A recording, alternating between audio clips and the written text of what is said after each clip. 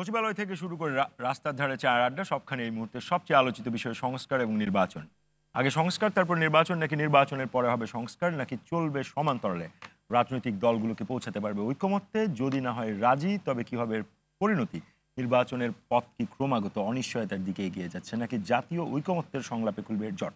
এমন নানান প্রশ্নের মীমাংসা জানতে আরটিভির বিশেষ আয়োজন সংস্কার ও নির্বাচন সংলাপ, পাওয়ার্ড বাই পূর্বী জুয়েলার্স।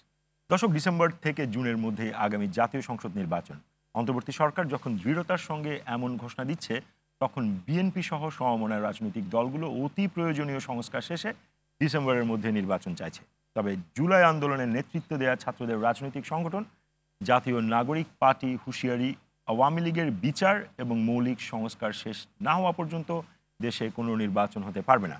এদিকে বিচারের আগ পর্যন্ত আওয়ামী লীগের সব ধরনের কার্যক্রম অন্তর্বর্তী সরকার নিষিদ্ধ করে গ্যাজেট প্রকাশের পর দলটির নিবন্ধন স্থগিত করেছে নির্বাচন কমিশন।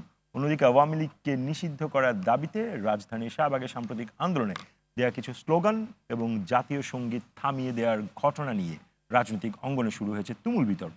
এমন প্রেক্ষাপটে দাঁড়িয়ে দর্শক, আজ আমাদের আলোচনার বিষয় নির্বাচন নিয়ে কি অনিশ্চয়তা আছে। আর এই বিষয়ে আলোচনার জন্য আজ আমাদের সঙ্গে স্টুডিওতে রয়েছেন বিএনপির প্রশিক্ষণ বিষয়ক সম্পাদক ABM মোশাররফ হোসেন, রয়েছেন প্রধান উপদেষ্টা সিনিয়র সহকারী প্রেস সচিব ফয়েজ আহমেদ, আরও রয়েছেন জাতীয় নাগরিক পার্টির যুগ্ম সদস্য সচিব SM সাইফ মোস্তাফিজ। আমাদের সঙ্গে আরও যুক্ত আছেন দ্য ফাইন্যান্সিয়াল পোস্টের প্রধান সম্পাদক MA আজিজ এবং জাহাঙ্গীরনগর বিশ্ববিদ্যালয়ের নৃবিজ্ঞান বিভাগের সহযোগী অধ্যাপক ডক্টর রেজওয়ানা করিম সিকদা। আর পুরো অনুষ্ঠান জুড়ে আপনাদের সঙ্গে আছে আমি সাইফুল হক। দর্শক, সংস্কার ও নির্বাচনের পক্ষে বিপক্ষে আপনিও আপনার সুচিন্তিত মতামত দিতে পারেন, করতে পারেন প্রশ্ন। এজন্য স্ক্রলে দেখানো যে নম্বরটি রয়েছে এবং একই সাথে আমাদের সোশ্যাল মিডিয়া প্ল্যাটফর্মে এই নম্বরটি রয়েছে, সেখানে ফোন করে আপনারা আপনাদের মতামত জানাতে পারেন, প্রশ্ন রাখতে পারেন। আমরা আপনাদের ফোনের অপেক্ষায় থাকলাম। সরাসরি যাচ্ছি মূল আলোচনায়। শুরুটা করতে চাই বিএনপির প্রশিক্ষণ বিষয়ক সম্পাদক ABM মোশাররফ হোসেন আপনাকে দিয়ে। যেহেতু আপনাদের দলের পক্ষ থেকে বারবার নির্বাচনের চাওয়াটা ডিসেম্বরের মধ্যেই, এবং দুটো কন্ডিশন আছে, মৌলিক সংস্কারগুলো শেষ করেই ন্যূনতম সময়ের মধ্যে আপনারা নির্বাচন চাইছেন।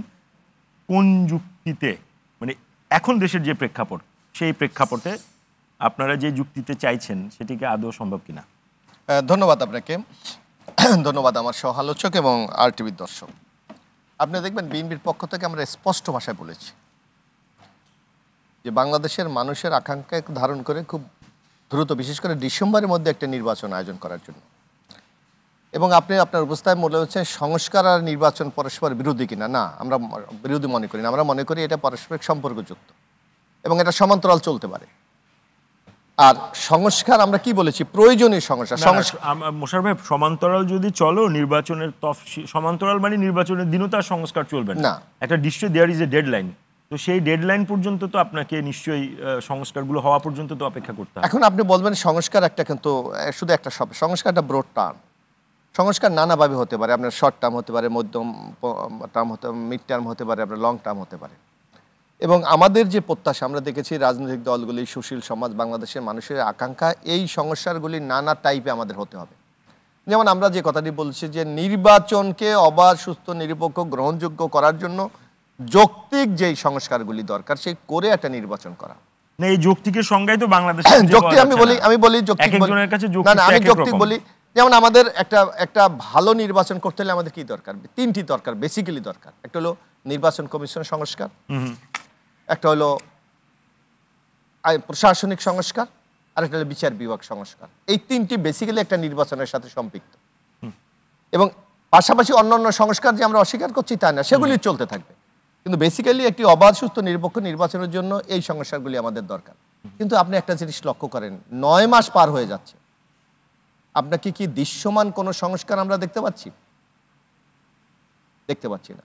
নির্বাচন কমিশন তো একটা অবাধ, সুস্থ, নিরপেক্ষ নির্বাচন করে তার কিছু কাজ দরকার, কিন্তু নির্বাচন কমিশনকেও নিয়োগ দেওয়া হয়েছে কিন্তু পূর্ববর্তী যে পতিত স্বৈরাচার শেখ হাসিনা যে আইনটি করে গিয়েছিল সেই আইনের মাধ্যমে। এখানেও কিন্তু সরকার খুব একটা উদ্যোগ গ্রহণ করেছে বলে আমাদের কাছে দৃশ্যমান বলে মনে হচ্ছে না। আর প্রশাসনিক সংস্কার, এখনও প্রশাসনের 90% লোক শেখ হাসিনার তারা বসে আছে। তো এই লোকগুলিকে আপনি বসিয়ে রেখে আগামী দিনে একটি ভালো বাংলাদেশ তৈরি করবেন, এটা চিন্তা করার কি কারণ থাকতে পারে আমরা মনে করি না। বরং আমরা মনে করি এই সরকার, বরং যারা ওখানে আছে, যে যারা বিগত 15.5 বছর শেখ হাসিনার অন্যায়, অবিচারের যারা সহযোগী ছিল, আমার মনে হয় যে এই সরকার তারা যে কাজগুলি করাতে চায় বা কিছু কিছু যে আমরা দেখছি বিশেষ আশীর্বাদ পুষ্ট লোকগুলো, সেই লোকদের মাধ্যমে মনে হয় সেই কাজগুলি করানো খুব সহজ, যার জন্য তাদেরকে সরাচ্ছে না, যার জন্য প্রশাসন কিন্তু সেই শেখ হাসিনার সাজানো প্রশাসনের মতোই এখনো আছে। আবার বিচার বিভাগ, আমরা বলেছি স্বাধীনতার 54 বছর পার হয়ে গেছে, এখনো পর্যন্ত আপনি একজন বিচারক কি নিয়োগ হবে সেই আইনটি আমরা করতে পারিনি। কেন আমরা এই 9 মাসে আমরা সেটা করতে পারলাম না? একটা প্রজ্ঞাপন মানে দিয়েছে বিচারক নিয়োগের ক্ষেত্রে, সেক্ষেত্রে রাজনৈতিক দলগুলি এবং আইনজীবীদেরও ব্যাপক আমরা দেখেছিলাম তাদের আপত্তি ছিল, কিন্তু তারপর তো আমার চূড়ান্ত কি হয়েছে আমরা এখনো জানি না। তো স্বামীকে অন্যান্য সংস্কারগুলো এভাবে চলতে পারে, তাহলে আপনার আজকে এই যে নির্বাচন অনিশ্চয়তা, আপনি বলবেন, আপনি মানুষের যান, রাস্তাঘাটে যান, আমাদেরকে যখন মানুষ দেখে, জানে যে আমরা এই আপনাদের মিডিয়া আসে কথা বলি, দলের পক্ষ থেকে কথা বলি, জিজ্ঞেস করে আসলে কি বাংলাদেশে নির্বাচন হবে? তা আপনি একটা জাতিকে একটা অনিশ্চয়তার মধ্যে ফেলে দিচ্ছেন, কারণটা কি? এই জিনিসগুলিকে আপনাকে খোলাসা করতে হবে। আপনি মনে করছেন আপনাদের দাবি যেটি সেটি যৌক্তিক এবং আপনারা বলুক, তারা যদি আমাদের দাবি যদি যৌক্তিক না হোক তারা আমাদেরকে ব্যাখ্যা করে বলুক, সেটা তো তারা বলছে না। আপনারা তারা বলছে কি দেখেন বিএনপির দাবি যে যখন বসার সুযোগ পেয়েছেন সেখানে আপনাদের কি কথা হয়েছে তাহলে? কোনটা? যখন প্রধান উপদেষ্টা আপনাদেরকে ডেকেছিল তখন কি কথা হয়েছে? আমরা তো আমি তো যাই নাই, আমাদের যারা নেতৃত্ব গেছিলেন, আমি শুধু আমার না যে সকল রাজনৈতিক নেতৃবৃন্দ সবার একই বক্তব্য, এটা চার দাওয়াতের মতো। 10 মিনিট 15 মিনিটে একটা সংস্কারের সংলাপ কি কোনোদিন সম্ভব? জি মোশাররফ ভাই, আমি আপনার কাছে আবার আসবো। আমি আপনার কাছ থেকে একটু যেতে চাই প্রধান উপদেষ্টা সিনিয়র সহকারী প্রেস সচিব ফয়েজ আহমেদ। শুভেচ্ছা আপনাকে আবারও। 9 মাস হয়ে গেছে, দৃশ্যমান যে পরিবর্তন বা দৃশ্যমান যে সংস্কার এবং কয়েকটা পয়েন্ট উনি বললেনই, আপনার একটু বক্তব্য শুনতে চাই। জি, আপনাকে ধন্যবাদ। একই সঙ্গে মোশাররফ ভাই সহ অন্যান্য আলোচকদের শুভেচ্ছা জানাচ্ছি, শুভেচ্ছা দর্শকদেরও। 9 মাস হয়ে গেছে, দৃশ্যমান সংস্কার বা সংস্কারের কার্যক্রম কোথায়? বা আমি যদি মোশাররফ ভাই একদম শেষ পয়েন্টে আসি, যে পলিটিক্যাল পার্টিগুলির সঙ্গে বসা, চায়ের দাওয়াতের সঙ্গে বলছেন যে চায়ের দাওয়াত তো বটেই, চা খাওয়া হয়েছে সেটা ঠিক আছে, কিন্তু শুধু যদি বিএনপির কথা বলি, আমি বিএনপির স্ট্যান্ডিং কমিটির সঙ্গে তো একাধিক বৈঠক হয়েছে। সেই একাধিক বৈঠক কি এই 10-15 মিনিটের হয়েছে? ঘণ্টাব্যাপী বৈঠক হয়েছে, কয়েক ঘণ্টাব্যাপী বৈঠক হয়েছে। সেখানে নির্বাচন, সংস্কার, বিচার, এই সবগুলি বিষয় নিয়ে কিন্তু আলাপ আলোচনা হয়েছে। এখন আমি যদি সরকারের দিক থেকে বলি, সরকারের দিক থেকে পার্টিকুলারলি যদি বিএনপির কথাই বলি, সেক্ষেত্রে আমি বলবো বিএনপির সঙ্গে সরকারের নির্বাচন কবে হবে, নির্বাচন কিভাবে হবে, আদৌ নির্বাচন হবে কিনা, যে কথাটা ভাই বলছেন যে নানান জায়গায় শুনতে পান, এই ধরনের ন্যূনতম কোনো কনফিউশন সেখানে নেই। বিএনপি নেতৃবৃন্দের সঙ্গে আলোচনা একেবারেই পরিষ্কার যে কখন নির্বাচন হবে, কিভাবে নির্বাচন চাই, ডিসেম্বর থেকে জুনের মধ্যে। হ্যাঁ, ডিসেম্বর থেকে জুনের মধ্যে, এবং সেই প্রক্রিয়াগত বা অংশ কি হতে পারে, এগুলি বিএনপির সঙ্গে খুবই পরিষ্কার। এগুলি এখন মুশকিল হচ্ছে ধরুন রাজনীতির ময়দানের আলাপ বা তার টকশোর আলাপ, আবার একই সঙ্গে প্রধান উপদেষ্টার সঙ্গে একান্তে যে আলাপ, সে আলাপে অনেক ক্ষেত্রে মিল থাকে না।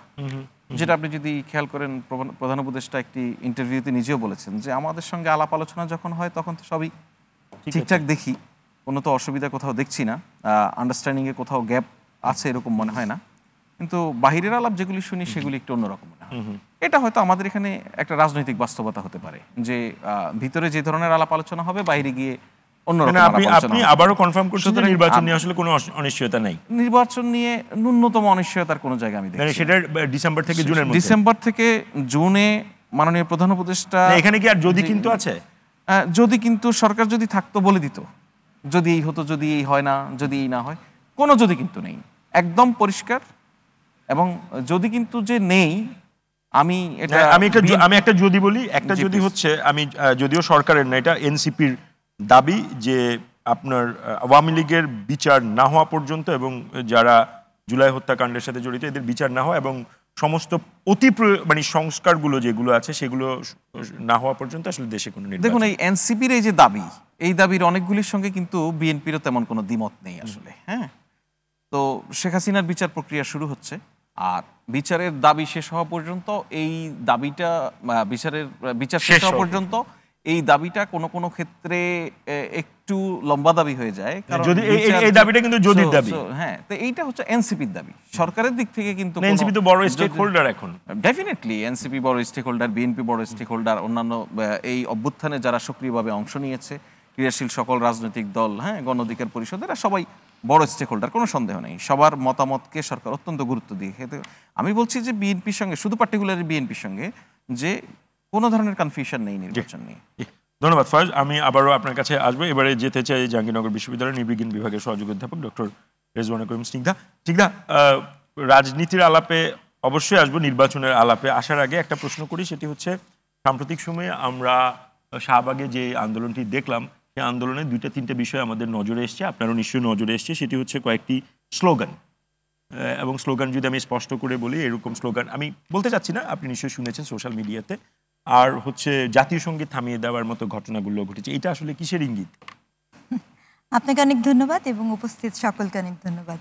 আপনি আমাকে যে প্রশ্নটি করলেন, দেখেন আপনি নিজেই বলছেন আপনি বলতে চাচ্ছেন না বা পাচ্ছেন না, চাচ্ছেন না, বলতে চাচ্ছেন না।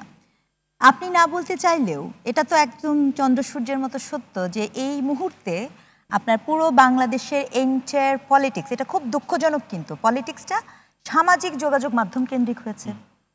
আপনি দেখবেন যে আমি এখানে আমাদের যে তরুণ দল, হ্যাঁ, তাদের দলের অনেক গুরুত্বপূর্ণ নেতারা সামাজিক যোগাযোগ মাধ্যমে একজন আরেকজনকে প্রশ্ন করে, তারা আবার সামাজিক যোগাযোগ মাধ্যমে উত্তর দেয়। তো সামাজিক যোগাযোগ মাধ্যম এই মুহূর্তে বাংলাদেশের পলিটিক্যাল ক্ষেত্রে একটা গুরুত্বপূর্ণ জিনিস কাজ করছে। এখানে আপনি যে বললেন যে এই যে দাবি, প্রথম কথা হচ্ছে এই দাবি নিয়ে আমার একটা নিজস্ব আন্ডারস্ট্যান্ডিং আছে, সেটাতে আমি যাবার আগে আপনার প্রশ্নের উত্তর দিচ্ছি। এই বাংলাদেশ, এই বাংলাদেশের বাংলাদেশী হয়ে ওঠা আমার গর্বের বিষয়।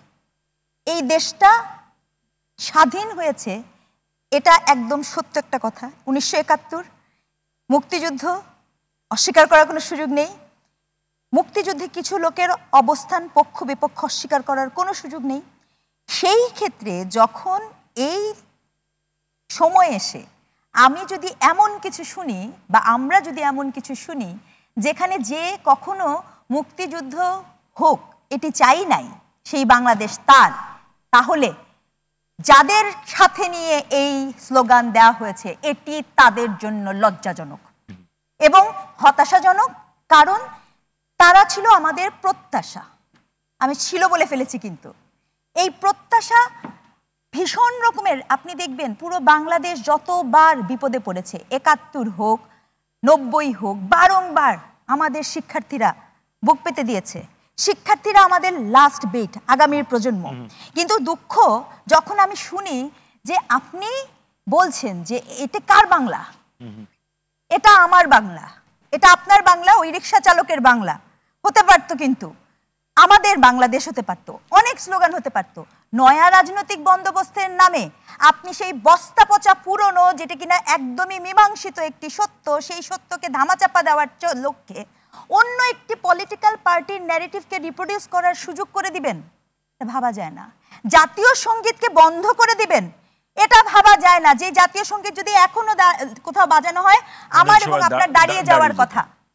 আমার এবং আপনার জাতীয় সঙ্গীত, একটি দেশ, দেখেন নৃবিজ্ঞানের শিক্ষক হিসেবে একটা কথা বলি, এই পৃথিবীতে যখন ক্ল্যান এবং গোত্র ছিল তখন পৃথিবীর মানুষ ধর্ম দিয়ে পরিচিত হতো, কিন্তু তারপরে যখন রাষ্ট্রের ধারণা উদ্ভব হয়েছে তখন কিন্তু জাতীয় পতাকা আমার প্রতীক, জাতীয় সঙ্গীত আমার প্রতীক, আমার আইডেন্টিটি। যদি আপনি জাতীয় সঙ্গীত, জাতীয় পতাকা এবং বাংলাদেশের সাথে আপনি সেই সামান্য শ্রদ্ধাবোধ এবং তার প্রতি যে আপনার শ্রদ্ধা, নিমজ্জিত হওয়া, সেইটুকু যদি না থাকে, আমি কার কাছে প্রত্যাশা করব? আজকে আমাদের এখান থেকে আলাপ আসার কথা ছিল না, এই আলাপ আসার কথা ছিল যারা তাদের সাথে ওই মঞ্চকে শেয়ার করেছেন তাদের মাঝখান থেকে। প্রতিবাদ আসার কথা ছিল যারা ওই মঞ্চ শেয়ার করেছেন তাদের মাঝখান থেকে। এবং আমি আরো স্পষ্ট করে বলতে চাই, 144 ধারা যেখানে জারি হয়, আপনার প্রধান উপদেষ্টার বাসাবাড়ির আশপাশে 144 ধারা এখন পর্যন্ত জারি আছে। আপনি প্রথমেই যখন শিশুদের মতো আপনার বুঝতে হবে আপনি এখন একটি পলিটিক্যাল পার্টি করেন, এখন আর আয় রাজুতে আয় এই ডায়লগ দেওয়ার কথা না। আপনি যখন সেখানে 144 ধারা ভঙ্গ করে ওই মুহূর্তে ওই জায়গায় অবস্থান নেন এবং তারপরে যখন সেখানে আপনি যে প্রক্রিয়াতে আপনার যে দাবির যৌক্তিকতা কিন্তু ভিন্ন কথা, কিন্তু দাবি আদায়ের প্রক্রিয়াটি নিয়ে আমি সমস্যা তুলে ধরছি। এটি কোনো দাবি আদায়ের প্রক্রিয়া হতে পারে না, এটি এক ধরনের মবের বৈধতা দেয়া। এই মবের বৈধতা কি করে দেওয়া গেল এটি একটি প্রশ্ন, এই প্রশ্নটা আমি রাখতে চাই। কারণ এই দাবি আজকে শুধু এনসিপির হওয়ার কথা না, এই দাবি তো এই মঞ্চে আজকে 5ই আগস্টের পরে বারংবার আমরা যারা বিভিন্ন অ্যাক্টর, আপনি বলেছেন স্টেক হোল্ডার, বিভিন্ন দলের কথা বলেছেন, স্টেক হোল্ডার সবচেয়ে বড় জনগণ, সবচেয়ে বড় জনগণ হচ্ছে স্টেক হোল্ডার। তো এই দাবি তো জনগণের দাবি। আজকে বিএনপি বসে আছে কেন? বিএনপি লিখিতভাবে দেয়নি যে বিগত যে সরকার ছিল তার যে এটার বিচার করতে হবে, দেয়নি, আজকে থেকে 3-4 মাস আগে দেয়নি। তাহলে হঠাৎ করে এই দাবির জন্য আপনার 144 ধারা ভাঙতে হবে, ওখানে যে বসতে হবে, জাতীয় সঙ্গীতকে নিয়ে কথা বলতে হবে, অমুকের বাংলা বানিয়ে দিতে হবে, এটা অত্যন্ত হতাশাজনক একটা রাজনীতির। স্নিগ্ধা, আপনার প্রত্যাশা হতাশায় যে পর্যবেসিত হলো সেটার কারণ কি সেটা পরের রাউন্ডে শুনবো। আমি আপনার এই হতাশার গল্প নিয়ে আমি একটু যেতে চাই। আমাদের সাথে জাতীয় নাগরিক পার্টির যুগ্ম সদস্য সচিব এস.এম. সাইফ মুস্তাফিজ আছেন। সাইফ, আমি খুব মানে ক্রিটিক্যাল হয়ে প্রশ্ন করছি না, আপনার সমালোচক যেই উদ্বেগগুলো তুলেছেন সেটার উত্তর আগে শুনি, তারপর আমি প্রশ্ন করব। জি, আচ্ছা, প্রথমে আপনাকে ধন্যবাদ এবং যারা দেখছেন সবাইকে আন্তরিকভাবে ধন্যবাদ জানাচ্ছি। তো যে ইস্যুগুলো আসলে আসছে, আমি কিন্তু আগে পজিটিভ দিকগুলোও কিন্তু আমাদেরকে অ্যাড্রেস করা উচিত। এখানে যেভাবে আমরা আসলে এই আন্দোলনটা হলো, সংগঠিত হলো, এটা কিন্তু এভাবে না হলেও পারতো। আপাই বললেন এটা একটা স্ট্রাকচার ওয়েতে সব রাজনৈতিক দলগুলোর কনসেনসাসে এটা কিন্তু সুন্দরভাবে একটা প্রক্রিয়াগত দিক দিয়ে যেতে পারতো। ওই লিখিতভাবে 3 মাস আগে দিয়ে আসছে, এই ব্যাপারগুলো না হয়ে কিন্তু স্ট্রেট ফরওয়ার্ড এই আলাপগুলো কিন্তু তুলতে পারতো। তারা কিন্তু যে বড় দলগুলোর কথা আসছে, তারা কিন্তু এগুলো বলতো যে জনগণ সিদ্ধান্ত নেবে, আচ্ছা দেখছি না, এত বড় একটা জনগোষ্ঠীকে বাইরে রেখে আমরা নির্বাচন করতে চাই না, এই 30% ভোট আমার লাগবে। তো সামহাও এরকম করে একটা পলিটিক্যাল বয়ান তারা কিন্তু দাঁড় করাচ্ছিল। সেই জায়গা থেকে তারা এই ন্যারেটিভেই চলছিল এবং সেইভাবে জনগণের যে আকাঙ্ক্ষা সেটা কিন্তু কোনোভাবে বাস্তবায়িত হচ্ছিল না। শেষ পর্যায়ে আমরা যখন, এটাও তো আপনার জন্য সাইফ, আপনি আমার ছাত্র সমতুল্য, মানে ভ্যালুয়েবল টু মাই স্টুডেন্টস। আপনি জনগণের যে ন্যারেটিভ বলছেন, মানে আপনি কোন জনগণের ন্যারেটিভ? আমি আপামর জনগণের narrative. How do you measure? এটা তো ভাই ভ্যারিয়েবল। 5 আগস্টের পরে আপনি কিভাবে, মানে এটা তো মেজার করার কোনো জায়গা নেই। সেদিনই তো সেটা যদি বলেন, হ্যাঁ, তাহলে আপনি না সাইফ, আপনি যদি বলেন যে 5 আগস্টের পর আর মেজার করার জায়গা নেই, তাহলে আপনি আপনারটা আমি শুনি, তারপর আমি প্রশ্ন। হ্যাঁ, সেখানেই তো জনগণ তো তার রায় দিয়ে দিয়েছে। আপনি দেয়ালে দেয়ালে দেখতে পেয়েছেন জনগণের রায়। সেটা তো আমরা যখন বলছি জুলাই ঘোষণাপত্র হওয়া উচিত, আমরা এই বিচারিক প্রক্রিয়াগত দিক দিয়ে এই মানে যেই ভয়ানক যে একটা দল যারা এতদিন গণহত্যা চালিয়েছে, যেভাবে তারা 2009 সালে পিলখানার বিডিআর হত্যাকাণ্ড চালিয়েছে, 2013 শাপলা ঘটিয়েছে, মোদী বিরোধী আন্দোলনে যেভাবে মানুষ মেরেছে, এই দলকে তো আমি কোনোভাবে আর কোনো এক্সেস দেওয়ার জায়গা নেই। আমাদেরও উদ্বেগের জায়গা হচ্ছে এই দাবিটা আপনারা তো সেপ্টেম্বরেই করেছেন এবং সরকার কিন্তু আমরা নাগরিক কমিটি যখন থেকে আমাদের হয়েছে তখন থেকে কিন্তু আমরা এই একটা দাবি করেছি। সেই জায়গায় কিন্তু আমরা চেয়েছি। আপনাদের এটা হতাশ লাগে না যে এই দাবি পূরণের জন্য আপনাদের সহকর্মীদের আবার শাহবাগে যেতে হলো? এটা অবশ্যই, আমরা তো এটাতে অবশ্যই হতাশ হয়েছে। আমরা তো চেয়েছিলাম যে বিদ্যমান যে রাজনৈতিক দলগুলো ছিল তারা সবাই মিলে এই জিনিসটা একটা সুরাহা করবে, সেটা কিন্তু হয়নি। তাদের এজেন্ডা একটাই যে আগামীকালকে নির্বাচন দেন, আমরা আগামীকালকে ক্ষমতায় আসি, আপনাদের দেশে যা সমস্যা আছে সব সমাধান হয়ে যাবে। তবে আপা যে কথাগুলো বলেছেন সেটা নিয়ে আমরা তো বলছি যে এনসিপি রাজনীতিতে এসছে বাংলাদেশ পন্থী রাজনীতি করতে। আমরা পিন্ডির রাজনীতিও করব না, আমরা দিল্লির রাজনীতিও করতে আসিনি। এখন এত বড় একটি জমায়েতে কোন একটা পার্টিকুলার অংশে যদি কোনো অংশ থেকে কোন একটা সঙ্গীত বেজে ওঠে অথবা কোন একটি স্লোগান গেয়ে ওঠে, সেটার দায়ভার তো এনসিপি বা ওই মূল মঞ্চ নিবে না। আপনার অ্যাড্রেস করতে হবে মূল মঞ্চ থেকে এরকম কোনো বক্তব্য গিয়েছে কিনা। আমি দায়িত্ব নিয়ে বলছি, আমি সেই পুরো প্রোগ্রামে ছিলাম, মূল মঞ্চ থেকে একটা স্লোগানও যায়নি। আমরা নিজেরা জাতীয় সঙ্গীত আমাদেরকে বাধা দেওয়ার পর আমরা জাতীয় সঙ্গীত গেয়েছি। আজকে আমাদের ক্যাম্পাসে জাতীয় সঙ্গীত আলাদা করে গাওয়া হয়েছে। জাতীয় সঙ্গীত এটা আমাদের মানে এই জায়গাটাতে নিয়ে তো কেউ কোনো মানে কথা বলার জায়গা রাখে না। এখন কোনো অংশ যদি মানে বিষয়টা এভাবে কি আমরা আপনাকে প্রশ্নটা করতে পারি কিনা, এটা আপনার কাছে মানে জুলাই আন্দোলনের পরে, জুলাই বিপ্লবের পরে শাহবাগে জাতীয় সঙ্গীত গাইতে দেওয়ার ক্ষেত্রে বাধা আসছে, একটা স্লোগান আসছে, এটা আপনার কাছে খুব অবাক করে, মানে এটার কারণ কি মনে হয়? না, আমি তো বললাম যে দেখেন আমাদের মানে বাংলাদেশে তো অনেক ধরনের মানুষ আছে, অনেক চিন্তার মানুষ আছে, তাদেরকে তো আমরা রিকাউন্সিলিং এর সুযোগগুলো দেইনি। আমরা দেখা যাচ্ছে ধরে বেঁধে একদম তাদেরকে মেরে দিয়েছি বা তাদেরকে গুম করে ফেলেছি। তাদেরকে তো আমাদের ওই প্রক্রিয়াগত জায়গায় আনতে হবে। এখন একটা ছোট যে একটা ছেলে আছে এই স্লোগানের মধ্যে দিয়ে এই স্লোগানের মধ্যে আমি খালি যুক্ত হওয়ার চেষ্টা করছি এই স্লোগানের সাথে, মানে এই স্লোগানের উত্তরে তাদেরকে রিকনসিলিয়েশনের জায়গাটা কোথায়? তাদেরকে তো আসলে বোঝাতে হবে তার মানে সেই যে মানুষটার কথা, তার মুক্তিযুদ্ধের সময় তার ভূমিকাটা কি, সেই জায়গাটা তো আমাদের বোঝাতে হবে। তাদেরকে যদি ব্রেইন পুশ করা হয় যে না পাকিস্তানটাই আমাদের হওয়া উচিত ছিল, 47 বা 52 বা এই জায়গাগুলোতে হওয়া উচিত ছিল না, যে দেশভাগের ব্যাপারটা আমাদের ওই পাকিস্তানে ঠিক ছিল, সেই বাচ্চাটা তো তার মধ্যে তো এই জ্ঞানটা আসবে না। আমরা যদি এই আলোচনাগুলো তাদেরকে না ঢুকাতে পারি, এই মবের ভিতরে বা একটা বড় গণজমায়েতের মধ্যে কোনো একটা জায়গা আমরা তৈরি করে ফেলি এরকম যে তারা এই কথাগুলোই বলছে, সেটাকেই আমরা যদি ফ্রেমিং করে বলি যে এখানে শুধু এটাই হয়েছে, তা তো না। এখানে আমরা জাতীয় সঙ্গীত গিয়েছি, আমরা বিপ্লবী স্লোগান দিয়েছি, এখানে প্রত্যেকটা বিষয় আমরা 71 এবং 24 দুটোকে ধারণ করে সেখানে সেই কথা। আর নির্বাচনের ব্যাপারে যেটি আজকের আলোচনার মধ্যে আমরা, আপনারা কোনো অনিশ্চয়তা দেখেন কিনা, মানে ডিসেম্বর জুন থেকে ডিসেম্বরের মধ্যে? তাদের উপর ভরসা করতে চাই, কারণ ডক্টর ইউনূস স্যার যিনি আছেন তিনি তো আসলে দলমত নির্বিশেষে সবার ম্যান্ডেট নিয়ে কিন্তু ক্ষমতায় এসছেন, এবং তিনি, আমি আশা করব যে তিনি সেই সময়সীমার মধ্যেই নির্বাচনটা দিবে। তবে মৌলিক সংস্কার এবং বিচারিক যে প্রক্রিয়ার কথাগুলো আমরা তুলছি, পাশাপাশি সেটা অবশ্যই হতে হবে। ধন্যবাদ সাহেব, আমি আবারও আপনার কাছে আসবো। দর্শক আপনাদেরকে জানিয়ে রাখছি, ইতিমধ্যে আমাদের সঙ্গে যুক্ত হয়েছেন গণ অধিকার পরিষদের সাধারণ সম্পাদক মোহাম্মদ রাশেদ খান। রাশেদ খান, আপনাকে স্বাগত। আপনাকে একটু রেস্ট দেই, আমি আবারও আপনার কাছে আসবো। আমি একটু আজিজ ভাইয়ের কাছে যেতে চাই। আজিজ ভাই, আপনি আলোচনা শুনলেন, 3 জনের আলোচনা, 4 জনের শুনলেন।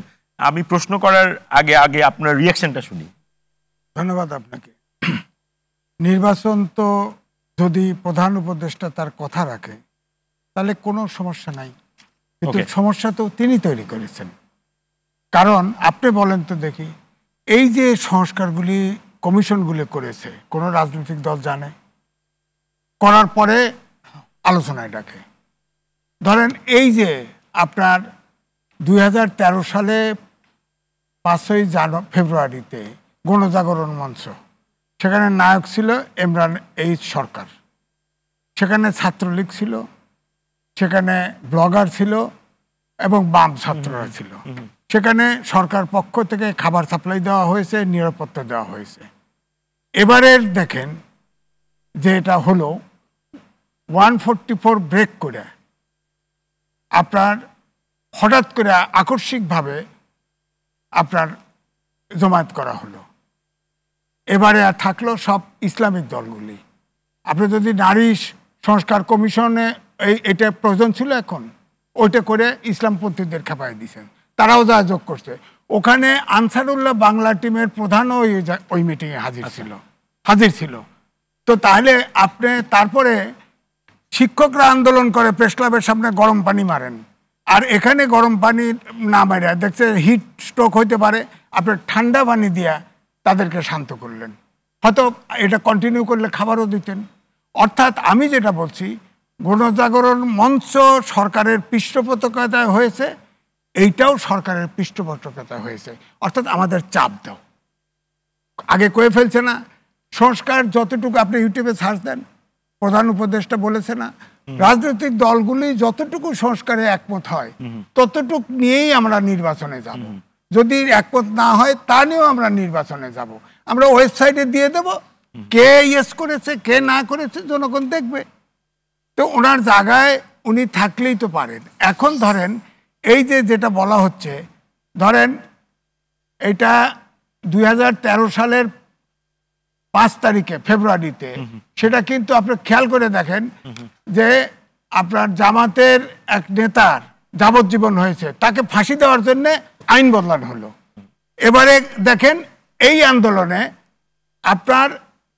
আপনার যে আইনটা বদলানো হলো, এবারে করে আওয়ামী লীগকে নিষিদ্ধ করা হলো, অর্থাৎ তার অ্যাক্টিভিটিস নিষিদ্ধ করা হয়েছে, প্রজ্ঞাপত্র জারি করে। তাহলে দুটার সাথে কিন্তু মিল আছে, খেয়াল করে দেখেন। অর্থাৎ আমি বলবো এইভাবে আজকেও দেখেন বরিশাল ইউনিভার্সিটির ভিসি তাড়ানো হচ্ছে, ছাত্রদের মানসিক মনোজগতের যে পরিবর্তন ঘটায় ফেলছে, এটার কি করবেন আপনি? অর্থাৎ এটা আমি বলবো ওইটাও মব জাস্টিস ছিল, এই 11 তারিখে হলো এটাও মব জাস্টিস ছিল, এবং বরিশাল বিশ্ববিদ্যালয়ে মব জাস্টিস চলতেছে।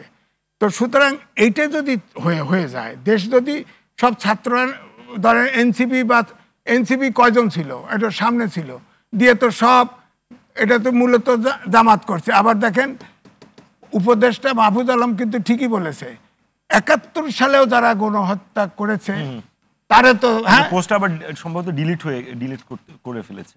ডিলিট এখন তো উনি তো হিমালয় থেকে বাংলাদেশ পর্যন্ত সবটা বাংলাদেশের একবার ডিলিট করে দিছে না। এই জন্যই তো বলছে আক্কল দাঁত কজায় নাই তো, তারা দেশ চালাবে কি করে? প্রত্যেকটা মিনিস্ট্রিতে একটা করে ছাত্র দিছে, কি করতেছে তারা? এত বদনাম হয়েছে। আমার আজকের আলোচনাটা ছাত্র না ঠিক আছে, জায়গা না, আমার আলোচনার জায়গাটা হচ্ছে নির্বাচনের জায়গায়। নির্বাচনে কোনো শঙ্কা দেখেন কিনা? আমি দেখতেছি পুরাই নির্বাচন অনিশ্চয়তার মধ্যে আছে, দেশটা অনিশ্চয়তার মধ্যে আছে। 26 সালে দেশে দুর্ভিক্ষ হতে পারে, এটা আমার শঙ্কা। বিশ্ব ব্যাংক বলছে 3.3% জিডিপি গ্রোথ হবে। একটা দেশের জিডিপি গ্রোথ তো আমাদের 6.5 থেকে 7%। 3.3% যদি জিডিপি গ্রোথ হয়, দেশে দুর্ভিক্ষ লাগবে না? কি লাগবে বলেন? কোনো বিনিয়োগ নাই, কিছু নাই, কি করে বলেন? আপনি আবারও বলি, আপনি আমাদের এখানে একজন আছেন প্রধান উপদেষ্টার সহকারী প্রেস সচিব, উনি কাট অফ পয়েন্ট বলেছেন জুন নেক্সট ইয়ার। আপনি সেটা মধ্যে নির্বাচন হবে বলে মনে করেন কি করেন? এই যে ওই জুনের ডেট দিতে গেলে তখন আবার এই ধরনের একটা নবজার্সি শুরু হবে, শুরু হয়ে বলবে আগে সংস্কার, আগে বিচার, আওয়ামী লীগকে বিচার করে শেষ করতে হবে, বিচার করতে লাগে 25 বছর অপেক্ষা করেন। আপনি খেয়াল করে দেখেন, এই যে উপদেষ্টারা হাঁটতো, প্রধান উপদেষ্টা হাঁটতো, 5 বছর থাকেন, 3 বছর থাকেন, এটা কিন্তু বন্ধ হয়েছে সমালোচনাকার, খেয়াল করছেন? অর্থাৎ আপনি আওয়াজের সাথে সাথে এখানে চলছে। আর এই উপদেষ্টা পরিষদ 3 ভাগের 1 ভাগ হচ্ছে বিদেশি নাগরিক। এই আমি এই জন্য এটার নাম দিছি আন্তর্জাতিক উপদেষ্টা পরিষদ বাংলাদেশ। আমি একটু আপনার সময় শেষ, আমি আবারও আসবো। আমি রাশেদ খান আপনার কাছে যেতে চাই, আমাদের সঙ্গে যুক্ত আছেন গণ অধিকার পরিষদের সাধারণ সম্পাদক। রাশেদ, নির্বাচন নিয়ে কোনো অনিশ্চয়তা দেখেন কিনা, এবং এই সাম্প্রতিক সময়ে যেটি হলো শাহবাগে, যে প্রক্রিয়ায় আওয়ামী লীগ নিষিদ্ধ হলো, সেই বিষয়গুলো নিয়ে আপনার মন্তব্য শুনতে চাই। ধন্যবাদ। শুরুতে দুঃখ প্রকাশ করছি যে একটু লেট করে ফেলিয়েছি। ঢাকা শহর হতেই পারে। জি, সবাইকে অসংখ্য ধন্যবাদ। সবাই চমৎকার আলোচনা করেছেন, আমার পরে হয়তো ভাই বক্তব্য রাখবেন। তো আমি নির্বাচন নিয়ে ভাইয়ের সাথে একমত যে একটি গোষ্ঠী কিন্তু বাংলাদেশে তৈরি হয়েছে যারা যে কোনো ইস্যুতে আন্দোলন শুরু করা। আমার কাছে আসলে সংশয়ের জায়গাটা বিশেষ করে যেখানে প্রধান উপদেষ্টার বাসভবনের সামনে 144 ধারা এবং ডিএমপির পক্ষ থেকে বিজ্ঞপ্তি দিয়ে নিষেধাজ্ঞা জারি করা হয়েছে। শুধুমাত্র এনসিপির নেতা হওয়ার কারণে সেখানে তাদেরকে আন্দোলন করতে দেওয়ার সুযোগ দেওয়া হয়েছে। দেখেন, তার ঠিক আগের দিন, যেদিন ডামি রাষ্ট্রপতি শেখ হাসিনার 1 নম্বর দোসর আব্দুল হামিদ পালিয়ে গেল, আমাদের যুব সংগঠন তারা স্বরাষ্ট্র মন্ত্রণালয় ঘেরাও করার জন্য গিয়েছিল। আমি সেখানে নিজে ছিলাম, পুলিশ আমাদেরকে যেতে দিল না। একই কথা বললো সচিবালয়, যমুনা, এইসব এরিয়াতে 144 ধারা, আমরা যেতে পারলাম না। কিন্তু তার পরের দিন ঠিকই হাসনাত আব্দুল্লাহ আহ্বান করলো, তিনি গিয়ে বসে পড়লেন, এনসিপির নেতারা বসে পড়লেন, অন্যান্য রাজনৈতিক দলগুলোকে ডাকলেন, সবাই বেশ আরামসে সেখানে গিয়ে বসে পড়লো। তো আমার প্রশ্ন হলো, আইন কি আমার জন্য একরকম আর এনসিপির জন্য ভিন্ন রকম? তাহলে আপনি কিভাবে আইনের শাসন প্রতিষ্ঠা করবেন? আপনি কিভাবে জবাবদিহিতামূলক রাষ্ট্র ব্যবস্থা কায়েম করবেন? আপনি তো সেটা ব্রোকন করে ফেলেছেন। আপনি কারোর সাথে স্বজন প্রীতিমূলক আচরণ করছেন, আর কারোর সাথে আপনি বিমাতা সুলভ আচরণ করছেন। অর্থাৎ এই সরকার আইনের শাসন যে খুব বেশি প্রতিষ্ঠা করতে পারবে সেটি আমার কাছে মনে হয় না। যেহেতু আওয়ামী লীগ নিষিদ্ধের দাবিতে আন্দোলনটা সেখান থেকে শুরু হয়েছে, এরপরে বিএনপি বা অন্যান্য দল যারা নির্বাচন চায় তারাও যমুনা ঘেরাও করবে। যমুনা ঘেরাও করার পথ তো এনসিপি দেখিয়ে দিয়েছে। এনসিপিকে মানুষ কি বলে যে সরকারের সাথে সংশ্লিষ্ট একটা পার্টি, তো ওই পার্টির লোকজন যখন আন্দোলনটা করে বাকিরা তো সুযোগটা পেয়ে যায়। তো সেই জায়গা থেকে আমার সন্দেহ সংশয়ের জায়গাটা আছে যে নির্বাচন নিয়ে হয়তো নির্বাচন থামানোর জন্য এই ধরনের নানান গোষ্ঠীকে সরকার নামিয়ে দিতে পারে।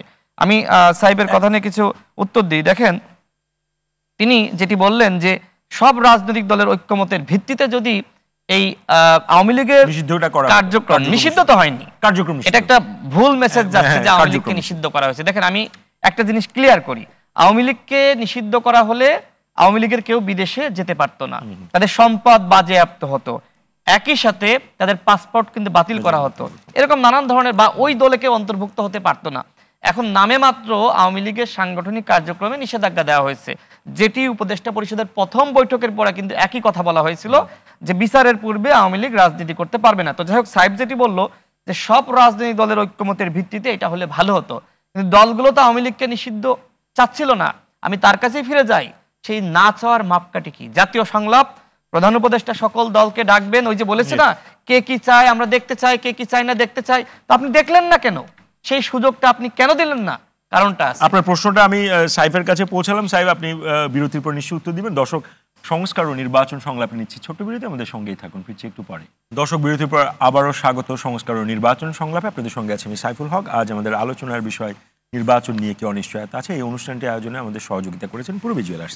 আমরা ফিরছি আলোচনায়। বিরতিতে যাবার আগে গণ অধিকার পরিষদের সাধারণ সম্পাদক রাশেদ খানের কাছ থেকে আমরা শুনছিলাম নির্বাচন নিয়ে ওনার শঙ্কার জায়গা এবং সাম্প্রতিক সময়ে যেই শাহবাগে যেই ঘটনা ঘটলো আওয়ামী লীগের কার্যক্রম নিষিদ্ধের বিষয় নিয়ে। রাশেদ, আপনার বক্তব্যটা যদি আপনি শেষ করেন।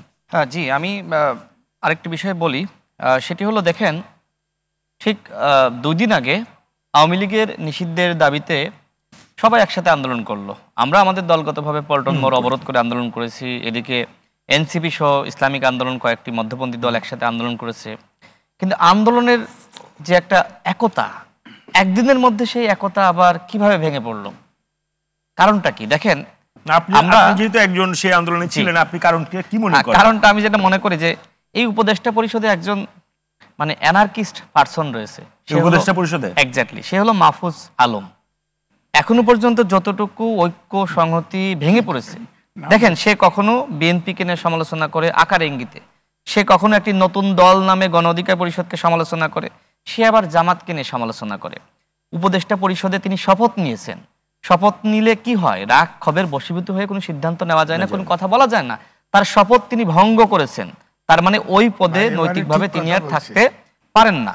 তিনি কিভাবে আসলে একের পর এক ফেসবুকে পোস্ট করেন এবং কিভাবে কি ভাষা, শব্দচয়ন, আমরা এই কারণেই তো এই ছেলেটিকে আমরা চিনি। এই জন্যই বলছি, আমরা কিন্তু আসিফ মাহমুদ, তার এপিএস এর বিরুদ্ধে তো ব্যাপক দুর্নীতির অভিযোগ। এপিএস যদি দুর্নীতি করে, সে কি সাধু বাবা? দায়িত্ব নেওয়া লাগবে। আমরা সেই সুরঞ্জিত সেনগুপ্তর কথা জানি, তার যদি মন্ত্রিত্ব চলে যায়, আসিফের উপদেষ্টা পদ কেন যাবে না?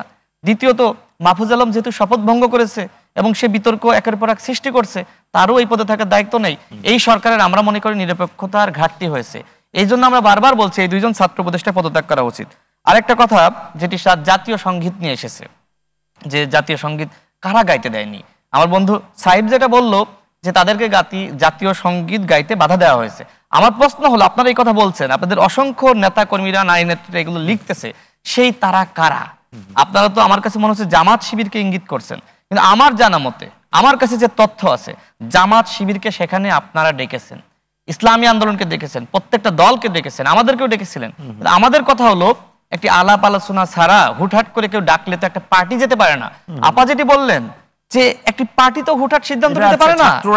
হ্যাঁ, চল যায় রাজুতে যায়, চল যায় ইয়ের সামনে যায়, এগুলো তো একটা পার্টির কাজ না। একটা পার্টিকে একটা নিয়মতান্ত্রিক ভাবে চলতে হয়। সেই জায়গায় আমাকে তাদের ক্লিয়ার করা উচিত। আমার প্রশ্ন, যে জাতীয় সঙ্গীত গাইতে আসলে আপনাদেরকে কারা বাধা দিয়েছে, নাকি আসলে একটি চক্রান্তকারী মহল একটি ষড়যন্ত্র তৈরি করেছিল? সে বিষয়ে আমি মনে করি আপনাদের উত্তর দেওয়া উচিত। আরেকটি কথা এসেছে যে গোলাম আজমের বাংলায় আওয়ামী লীগের ঠাঁই নাই। আসলে এগুলো কি আসলে পরিকল্পিতভাবে করা নাকি ষড়যন্ত্রের অংশ?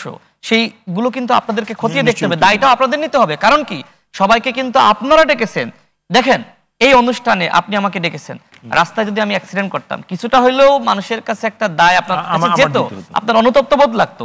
ঠিক সেখানকার যে ধরনের ঘটনা ঘটেছে, আপনি দায়টা না নিয়ে, তদন্ত না করে আপনি কি করলেন?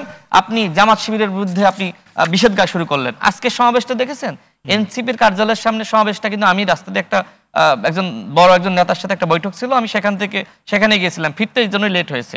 আমি কিন্তু দেখেছি সমাবেশের অবস্থা। জামাত শিবির যদি গত পরশুদিন আপনার সমাবেশে না যেত, ইসলামী আন্দোলন না যেত, অন্যান্য রাজনৈতিক দল না যেত, মাদ্রাসা শিক্ষার্থীরা না যেত, আপনি নিচে ছবি দেখেছেন, মাদ্রাসার ছাত্র সাদা পাঞ্জাবি, সেখানে সাধারণ শিক্ষার্থীরা কয়জন ছিল? সেই মাদ্রাসা শিক্ষার্থীদেরকে নিয়ে, মাহফুজকে দিয়ে বারবার আপনি লেখাচ্ছেন, বলাচ্ছেন, এবং এনসিপির নেতারাও বলছে এই যে জাতীয় ঐক্য সংহতি ভেঙে পড়ছে। আমি মনে করি আওয়ামী লীগ নিষিদ্ধের যে আন্দোলন, সেই আন্দোলন 80% সফল করেছে এই আলেম ওলামা, মাদ্রাসা শিক্ষার্থী, জামাত শিবির।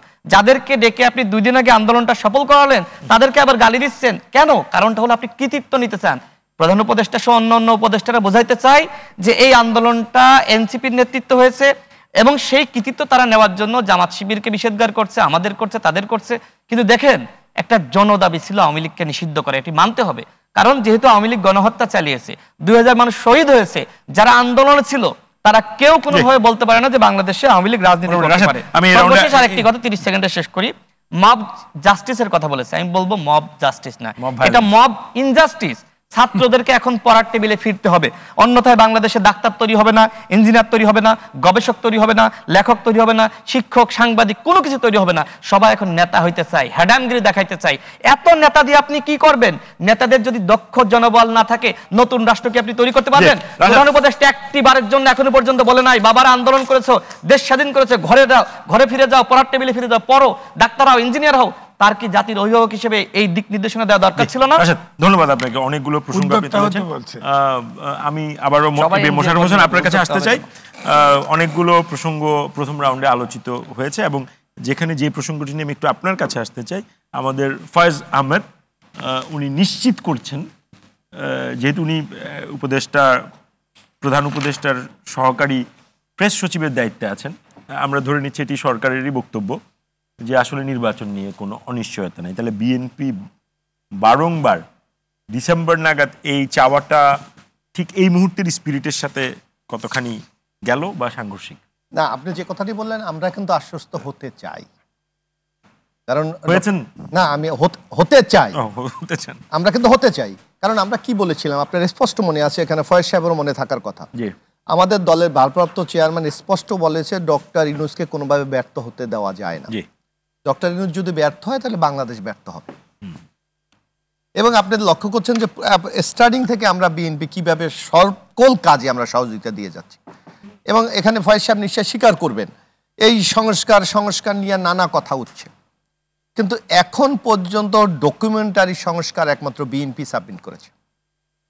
তাদের যে কমিশনগুলো হয়েছে, প্রতিটি কমিশনের বিএনপি কি ভাবনা, আগামী দিনে বিএনপি কি চায়, সংস্কার প্রত্যেকটির বিষয়ে আমরা আলাদা আলাদা পেপার তৈরি করে তাদেরকে দিয়েছি। তারা বলুক অন্য কোনো রাজনৈতিক দল, শক্তি, সুশীল সমাজ এখন পর্যন্ত দিয়েছে কিনা, দেয় নাই। অথচ বিএনপির বিরুদ্ধে কিন্তু একেবারে পরিকল্পিতভাবে একটা ন্যারেটিভ দাঁড় করাতে চাচ্ছে, বিএনপি ইলেকশনের জন্য উন্মাদ হয়ে গেছে, এই ধরনের নেগেটিভ শব্দ ব্যবহার করা হচ্ছে। ওই যেমন আপনার এখানে আমাদের বন্ধু এই যে সাইফ সাহেব বলেছে যে নির্বাচন ছাড়া কিছুই বোঝে না। আরে বিএনপি এখন পর্যন্ত কনস্ট্রাকটিভ যে প্রস্তাবনা দিয়েছে, এনসিপি বলুক যে একটা দিয়েছে, তারা তো জাতিকে নানা বয়ান দেয়, নানা ফতুয়া দেয় জ্যোতির কাছে। এখনো পর্যন্ত তারা নির্বাচন চায়, তাদের এখনো পর্যন্ত তারা এই 9 মার্চ মানে কত 28 ফেব্রুয়ারি একমাত্র তারা নিজেদের দলে গঠনতন্ত্র তৈরি করতে পারে নাই। আগামী দিনের জাতিকে কি চায়, তাদের দর্শনটা কি, সেইটা আমাদেরকে এখনো পর্যন্ত জানাতে চায় নাই। ওরা দেখবেন যে বিএনপির বিরুদ্ধে প্রতিনিয়ত তাদের নেতৃবৃন্দ বলে যাচ্ছে। আমরা কিন্তু ঐক্যের স্বার্থে, গণতন্ত্রের স্বার্থে, আগামী দিনের একটি গণতান্ত্রিক বাংলাদেশের স্বার্থে অনেক কিছু আমরা হজম করি, আমরা কিন্তু কথা বলি না, আমরা কথা বলি। এই দেখেন এই যে আওয়ামী লীগের নিষিদ্ধের ব্যাপারে আওয়ামী লীগের বিষয়ে ব্যবস্থা গ্রহণ করে আপনি দেখেন 10 ফেব্রুয়ারি আমরা লিখিতভাবে মাননীয় প্রধান উপদেষ্টাকে জানি, এখানে আছেন সহকারী প্রেস সচিব আছেন, আমরা 16 এপ্রিল আমরা রাশেদ যে আশঙ্কাটা করছেন, একটা তো আমরা তো একটা জাতীয় ঐকমত্য কমিশনও হয়েছে, রাশেদ যে আশঙ্কাটা করছেন যে আসলে ঐকমত্য আসলে বা আপনার ওই সংহতির রাজনৈতিক দলগুলোর মধ্যে সেই সংহতির জায়গাটা তো বিনষ্ট করার পেছনে সরকারকেও উনি দায়ী করছেন। অবশ্যই দায়ী। আজকে আপনি দেখেন, আমরা তো ডক্টর ইউনূস সরকারকে একটা নিরপেক্ষ সরকার দেখতে চাই, এর ব্যাপারে তো কোনো সন্দেহ নেই।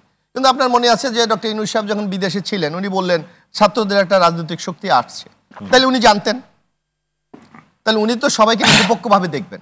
এক, তারপর আমরা দেখি যে এনসিপি যেটা এখন এই সরকারের সবচেয়ে বেশি প্রভাবশালী, যেটা আমরা মনে করি যে ডোমিনেট করে, যদি শব্দটা আমি ব্যবহার করি, তারা যা চায় তাই তো হয়, তারা যা চায়। সেক্ষেত্রে তারা যখন নির্বাচন চাইবে তখনই হবে বলে আপনার মনে হয়?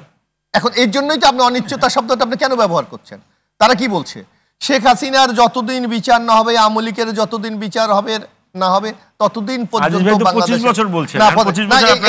চমৎকার একটা কোরিলেশন আছে, আপনি দেখবেন শেখ হাসিনা যখন ৫৫ সংশোধনী করেছিলেন, কেয়ারটেকার গভর্নমেন্টে কি ছিল আপনার নিশ্চয় মনে আছে? ৫৭-৩-১ যদি আপনি যান ছিল নির্বাচিত সরকার মেয়াদ পূর্ণ হলে কেয়ারটেকার সরকার ক্ষমতা হস্তান্তর করে ৩ মাসের মধ্যে নির্বাচন করে বিদায় নেবে। হাসিনা কি করেছিলেন?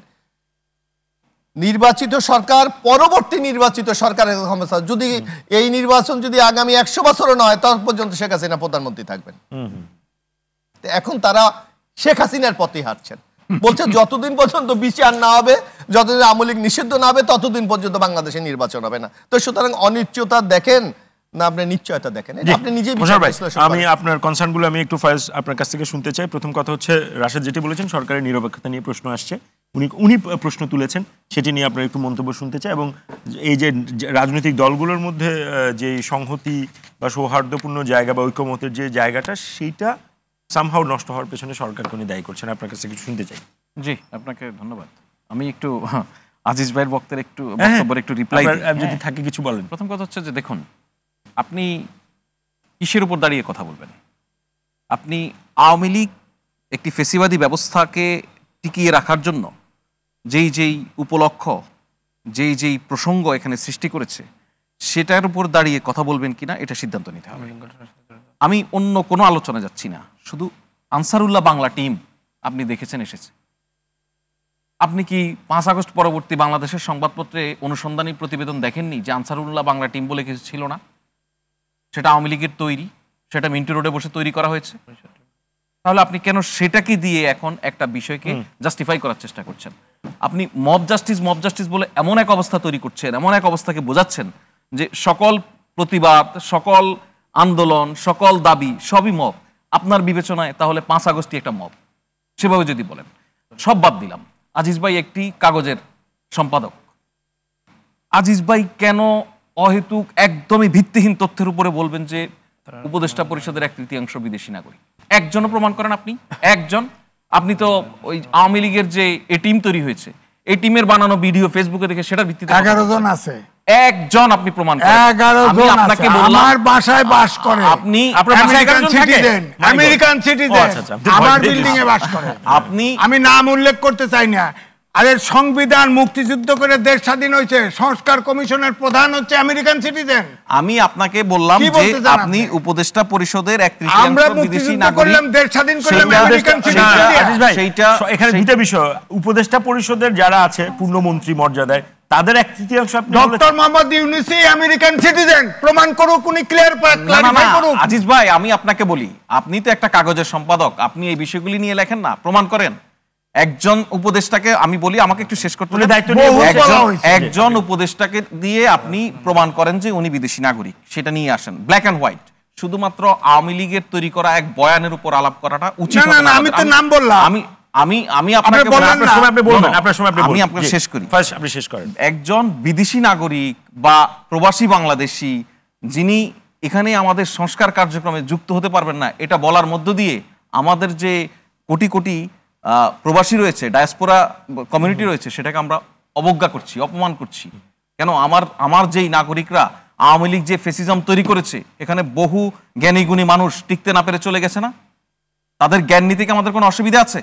কোনো অসুবিধা হবে? জ্ঞান কি সরকারের ভিতরে ঢুকায়া? সরকারের ভিতরে ঢুকানো, সরকার পরিচালনার দায়িত্ব দিয়েছেন। সংস্কার কমিশনে বিদেশি নাগরিক সরকার পরিচালনার দায়িত্ব দিয়েছেন। আমি আপনাকে বলছি, সংবিধান তৈরি করার দায়িত্ব দিয়েছেন। আমি সময় দিব, আমি ওর বক্তব্যটা শুনেন। আজিজ ভাই, সংস্কার কমিশনে বিদেশি নাগরিকের কথা বলছেন আপনি। সংস্কার কমিশনে যে সমস্ত অপিনিয়ন, সেই অপিনিয়নগুলি তো সকল রাজনৈতিক দলের সঙ্গে আলোচনা করে সিদ্ধান্তে আসতে হবে। আপনি পলিটিক্যাল পার্টিগুলি সেটা আটকে দেখ যে না, ওনার এই বিষয় আমরা মানি না, সেটা বলুক।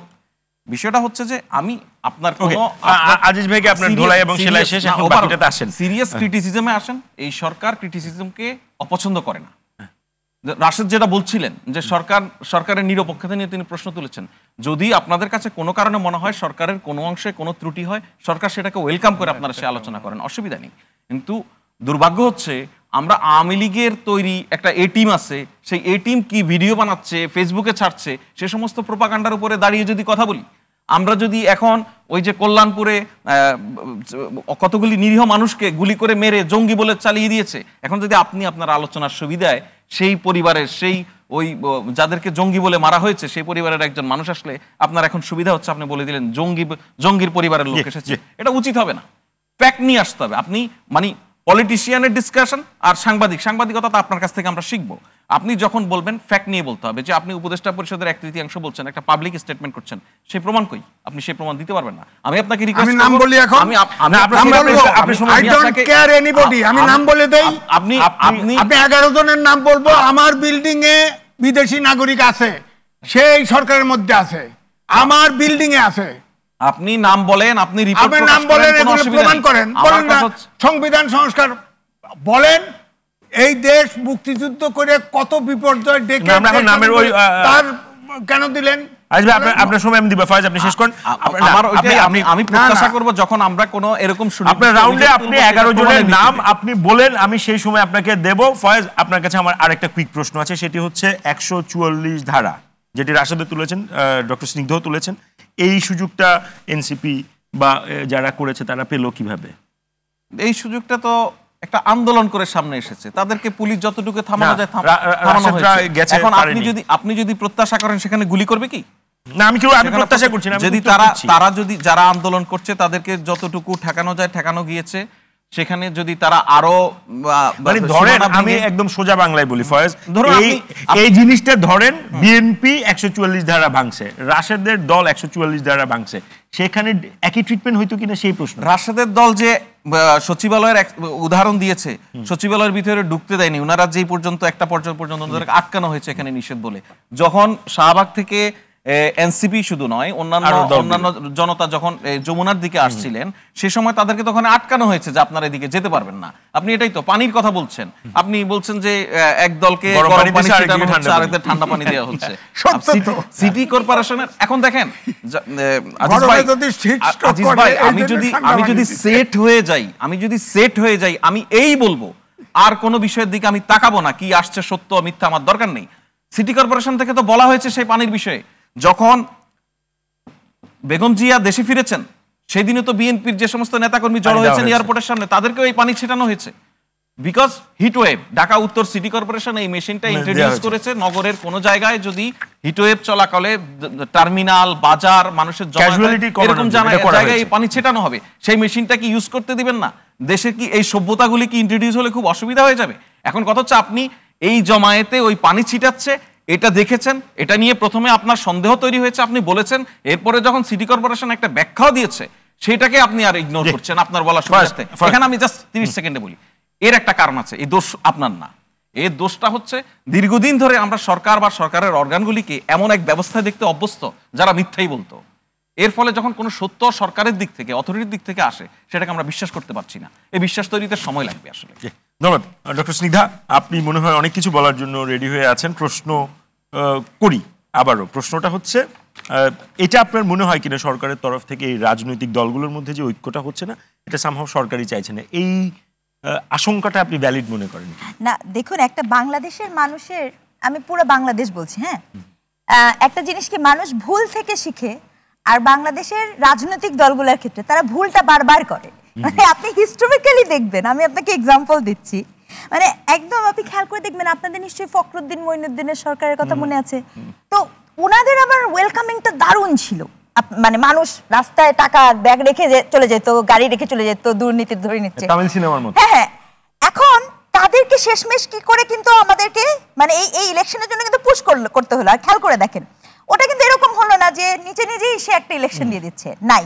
1 2 দেখেন, এই যেই প্রক্রিয়াতে, বারবার বলছি, আওয়ামী লীগকে যে প্রক্রিয়াতে আপনি তার কার্যক্রমকে নিষিদ্ধ করেছেন, প্রক্রিয়াটাকে প্রশ্নবিদ্ধ করছি। খেয়াল করে দেখেন, আজিজ ভাইও বলেছেন যে আপনার গণজাগরণ মঞ্চ একটা পাতানো খেলা ছিল, আমরা অলমোস্ট সবাই জানি। গণজাগরণ মঞ্চের কনসিকুয়েন্সেস কি হয়েছে? ব্যাপক মানুষ দেশ ছাড়া হয়েছে, ব্লগারদের হতাহত করা হয়েছে, এবং একদম একটা দানব থেকে দানবীয় হয়ে উঠেছে কোন একটা পক্ষ। পরিণতি কিন্তু ভালো হয়নি। দুঃখ কি জানেন, এই যে আজকে যখন আপনি এই যে কতগুলো ডায়লগ বলছেন, এই স্লোগানের দায়ভার তো এনসিপি কে নিতে হবে, কারণ এনসিপির খোদ কর্মকর্তারা ডায়লগ দিয়েছে, কোড অ্যান্ড কোড, এক একটা লিগ ধরে ধরে জবাই কর, এক একটা লিগ ধরে ধরে জবাই কর। এই সেম ডায়লগ একসময় দেওয়া হয়েছিল একটা শিবির ধরে ধরে জবাই কর। আমি একজন শিক্ষক হিসেবে এত সহিংস, এত নিকৃষ্ট রাজনৈতিক ডায়লগ দেওয়ার কোনোভাবে পক্ষপাতী না। আপনি কোনোভাবে এই ধরনের সহিংসতাকে উস্কায় দিতে পারেন না, না মানে না, এটা অন্যায়। আপনি শিখেছেন কি? আপনি শিখেছেন কি? আপনি আমাকে বলেন যে এখানে যে পুরো বাংলাদেশের মানুষের যে কথা, যে এটা ভেরি ট্রু অফকোর্স, যে হাসিনা যা শিখিয়ে দিয়ে গেল আপনাদেরকে, মানে আমাদেরকে যা শিখিয়ে দিয়ে গেল, মানে প্রক্রিয়াটা এরকম যে আমি এইটা করব, আমাকে প্রশ্নবিদ্ধ করা যাবে না। ডিজিটাল অ্যাক্টের কথা আপনার মনে আছে? আমাদের উপদেষ্টা মহোদয়, তরুণ উপদেষ্টা মহোদয় সমানে সুন্দর করে পোস্ট দিয়েছেন, আওয়ামী লীগের বিরুদ্ধে যদি কেউ কোথাও কোনো আলোচনা করে ফেসবুক, আওয়ামী লীগের বিরুদ্ধে না, আওয়ামী লীগের পক্ষে, সরি পক্ষে যদি করে তাকে সাথে সাথে আপনি তুলে নিয়ে যাবেন, গ্রেফতার করা হবে। এটা কিভাবে একজন উপদেষ্টা, আমি আসলেই জানতে চাই, under which circumstances, what are the logic behind that? আপনি একটা উপদেষ্টার চেয়ারে বসে আছেন, এই দায়িত্ববোধ, কিভাবে আমরা এই ধরনের কথা বলতে পারি? দেখেন, আমরা তো কথা বলে দেই, কিন্তু এই কথার অনেক ইম্প্যাক্ট পড়ে। আমি একজন নৃবিজ্ঞান হিসেবে বলছি, আমরা যখন গবেষণা করতে চাই, এই দেশের মানুষ গবেষণাকে দাম দেয় না। কারণ আমাকে একজন বলেছিল যে যেই দেশে অনেক ভালো চোর থাকে সেই দেশের অ্যাডভোকেটরা ভালো হয়। এখন ঘটনা হচ্ছে, বাংলাদেশের গবেষণা পাঠ করবে বা গবেষণাকে মূল্যায়ন দিবে, গবেষক তৈরি হবে কোত্থেকে? তো আপনি কি করেছেন যে এই যে কথাগুলো বলে দেন না, বিশ্বাস করেন এর ইম্প্যাক্ট ওই প্রত্যন্ত অঞ্চলগুলোতে ভীষণ রকমের ভিন্নভাবে পড়ে। মানুষ এগুলোকে খুব সিরিয়াসলি গ্রহণ করে এবং এর পরিণতি কি হয়? হতাহত হয়, দলাদলি হয়, কোন্দল হয়। শহরের পলিটিক্যাল ফ্রেম আর গ্রামাঞ্চলের পলিটিক্যাল ফ্রেম এক নয়। তাহলে এই যে দায়িত্ব, তাহলে আমার এই যে নতুন, আমি কিন্তু সত্যি একজন শিক্ষক হিসেবে কি চাই? নতুন বাংলাদেশ চাই। আমি ওই বাংলাদেশকে ধারণ করতে চাই। কিন্তু আবার দেখেন 5ই আগস্টের পরে শেখ হাসিনার সময় আমরা শিখছি দাড়ি টুপি আছে, ও শিবির, ও জঙ্গি, আর এখন নতুন তত্ত্ব কি, ও শাহবাগী। এবং শাহবাগের কোনো জেন্ডার নাই। হ্যাঁ, মানে তে শাহবাগী, মানে আপনার মানে মতের সাথে মিল না হলে তাহলে পরিবর্তন কোথায় হলো? আপনার ভ্যালিডেশন, যিনি যৌক্তিক কথা বলবেন তার জন্য এই ট্যাগগুলো গুরুত্বপূর্ণ না। আমি একদমই একমত ফয়েজ যেটা বলেছেন যে ইয়েস, একটা ভীষণ ডায়াসপোরিক কমিউনিটি আছে। সংস্কার কমিশনের সদস্য আর উপদেষ্টা পরিষদের সদস্য একরকম না। কিন্তু আজিজ ভাই যে অভিযোগ দিয়েছেন, এখানে আরো একটা পয়েন্ট আমি অ্যাড করতে চাই। ধরেন আমি রেজওয়ানা করিম স্নিগ্ধা অকল্যান্ড থেকে পড়ে এসেছি, ওখানে আমার বিশ্ববিদ্যালয়ের চাকরির অফার ছিল, সেটি ছেড়ে আমি দেশে এসেছি। আমার ডিন জিজ্ঞেস করেছিল কেন এসেছো, আমি বলেছি যে 10 টাকা দিয়ে বিশ্ববিদ্যালয়ে পড়েছি। আজকে আমি যা ওই রিক্সা চালকের ছেলের, রিক্সা চালকের টাকার তা আমার দায়িত্ব তাকে কিছু দেয়া। এই দেশাত্মবোধটা যিনি বা যারা দেখাবেন তাদেরকে তো আমাদের গ্রহণ করতে হবে, সুযোগ তো দিতে হবে। মাহাতির মোহাম্মদ মালয়েশিয়া করেছিলেন একই মডেলে, ডায়াসপোরিক কমিউনিটিকে সামনে নিয়ে এসে। এখন প্রশ্ন হচ্ছে যে যা কিছু বলা হচ্ছে এই সংস্কার, একটা কথা বলি, সংস্কার কখনো সকল সংস্কার সমান্তরাল ভাবে যেতে পারে না। দু একটা সংস্কার কেবল যেতে পারে, সংবিধান, নির্বাচন কমিশন, বাকি সকল কিছু একটা কন্টিনিউয়াস প্রসেসের অংশ। বিচারের তো বিচার, আচ্ছা আসিয়ার কথা নিশ্চয়ই মনে আছে, আজকে 2 মাস হয়ে গেছে। আসিয়ার বিচার নিয়ে আমাদের আর কোনো কথা নেই। বাংলাদেশের বিচার প্রক্রিয়া কবে কখন র‍্যাপিড ফায়ারের মতো চলেছে। কাজে আমি আপনি বুঝি বিচার প্রক্রিয়া ইটসেলফ র‍্যাপিড ফায়ারের মতো যাওয়ার জিনিসও না, এক্স্যাক্টলি কখনোই যায়। কারণ আপনাকে এই আওয়ামী লীগের বিচারকে করতে গেলে আন্তর্জাতিকভাবে গ্রহণযোগ্যভাবে করতে হবে, এটা আপনি বোঝেন, পলিটিক্যালি সেটা খুব কারেক্ট। কাজে আপনি একটা চাপ দিয়ে তড়িঘড়ি করে এটা করবেন, এটা একটা বাহানা। I am very sorry to say, এটা একটা চলমান প্রক্রিয়া। আর শুধু আওয়ামী লীগের বিচার করবেন, এই যে প্রজ্ঞাপন জারি করলেন ক্রিমিনাল ট্রাইব্যুনালে যুদ্ধাহতদের, মনে আছে তো না? ৭১-এর যারা গণহত্যার সাথে যুক্ত ছিল তারা হঠাৎ করে এই অ্যাক্টের বাইরে চলে গেল কিভাবে? তারা কেন এই অ্যাক্টের মধ্যে পড়লো না? শুধু কেন আওয়ামী লীগে পড়লো? ওই অ্যাক্টের মধ্যে কি লেখা আছে অনলি 24 যা হয়েছে তাদের জন্য করা হবে, আগের গুলো কোথায় গেল? তাহলে প্রশ্নগুলো কিন্তু তুলতে হবে, প্রশ্ন তুলতে হবে। আর প্রশ্ন তোলার অর্থ যদি হয় আপনি জেলে পড়বেন, ভাই হাসিনা গেছে আরেক হাসিন চলে আসছে, ব্যাপারটা এরকম হয়েছে। যে ধন্যবাদ আপা, আমি আবারও ফিরবো। আমি আবারও যেতে চাই সাইফ আপনার কাছে। এস এম সাইফ আমাদের সাথে যুক্ত আছেন। সাইফ, রাশেদ কতগুলো প্রশ্ন তুলেছেন, যদিও আপনি একবার উত্তর দিয়েছেন, তারপরেও রাশেদের মানে সন্তুষ্ট করার জন্য আরেকটু লজিক্যালি বলা যায় কিনা শুধু বলেন? রাশেদ কারণ না। কারণ এই জায়গাটা 144 ধারা আপনারা ভাঙার বিষয়টি, স্লোগানের বিষয়টি আরেকটু ক্লিয়ার করেন। শুধু রাশেদ না, আমার মনে হয় যে আরো সংখ্যায় বেশি মানুষ, সবারই আমার কোশ্চেনগুলো অ্যাড্রেস করা উচিত। প্রথমে আমি আজিজ ভাইয়ের কয়েকটা কথার আমি অ্যাড্রেস করতে চাই। উনি অত্যন্ত শ্রদ্ধাভাজন সিনিয়র একজন সাংবাদিক, কিন্তু যে ভাষায় আমাদেরকে কথা বলছেন এটা খুবই দুঃখজনক। স্যার, আপনি বলছেন যে মব জাস্টিস করা হচ্ছে, তাহলে ভাইও এটা বলছে যে তাহলে আপনারা এখন তো 8 মাসেই আপনাদের কথাবার্তা শুনে মনে হচ্ছে যে আওয়ামী লীগ একটা নিষ্পাপ শিশু, আওয়ামী লীগের কোনো দোষ ভুল কিছু নাই, এবং আমরা মোটামুটি একটা ভুল করে ফেলছি। মানে আওয়ামী লীগের যে একটা নিষিদ্ধকরণ হলো, এটাতে সবারই মনে এমন একটা ক্ষোভ, যত ওই কোন জায়গার কোন স্লোগান আসছে, কোন জায়গার কি আসছে, এগুলো বলতেছেন। আপা, আপনি আমাকে ভিডিও ডকুমেন্ট কি দেখাতে পারবেন যে আমাদের মূল মঞ্চ থেকে এরকম স্লোগান এসছে? নাম সহ আপনি দেখেন, আপনি দেখেন। আমি আপনাকে ওপেন চ্যালেঞ্জ দিয়ে বলছি, এরকম কোন স্লোগান আমাদের থেকে যায়নি।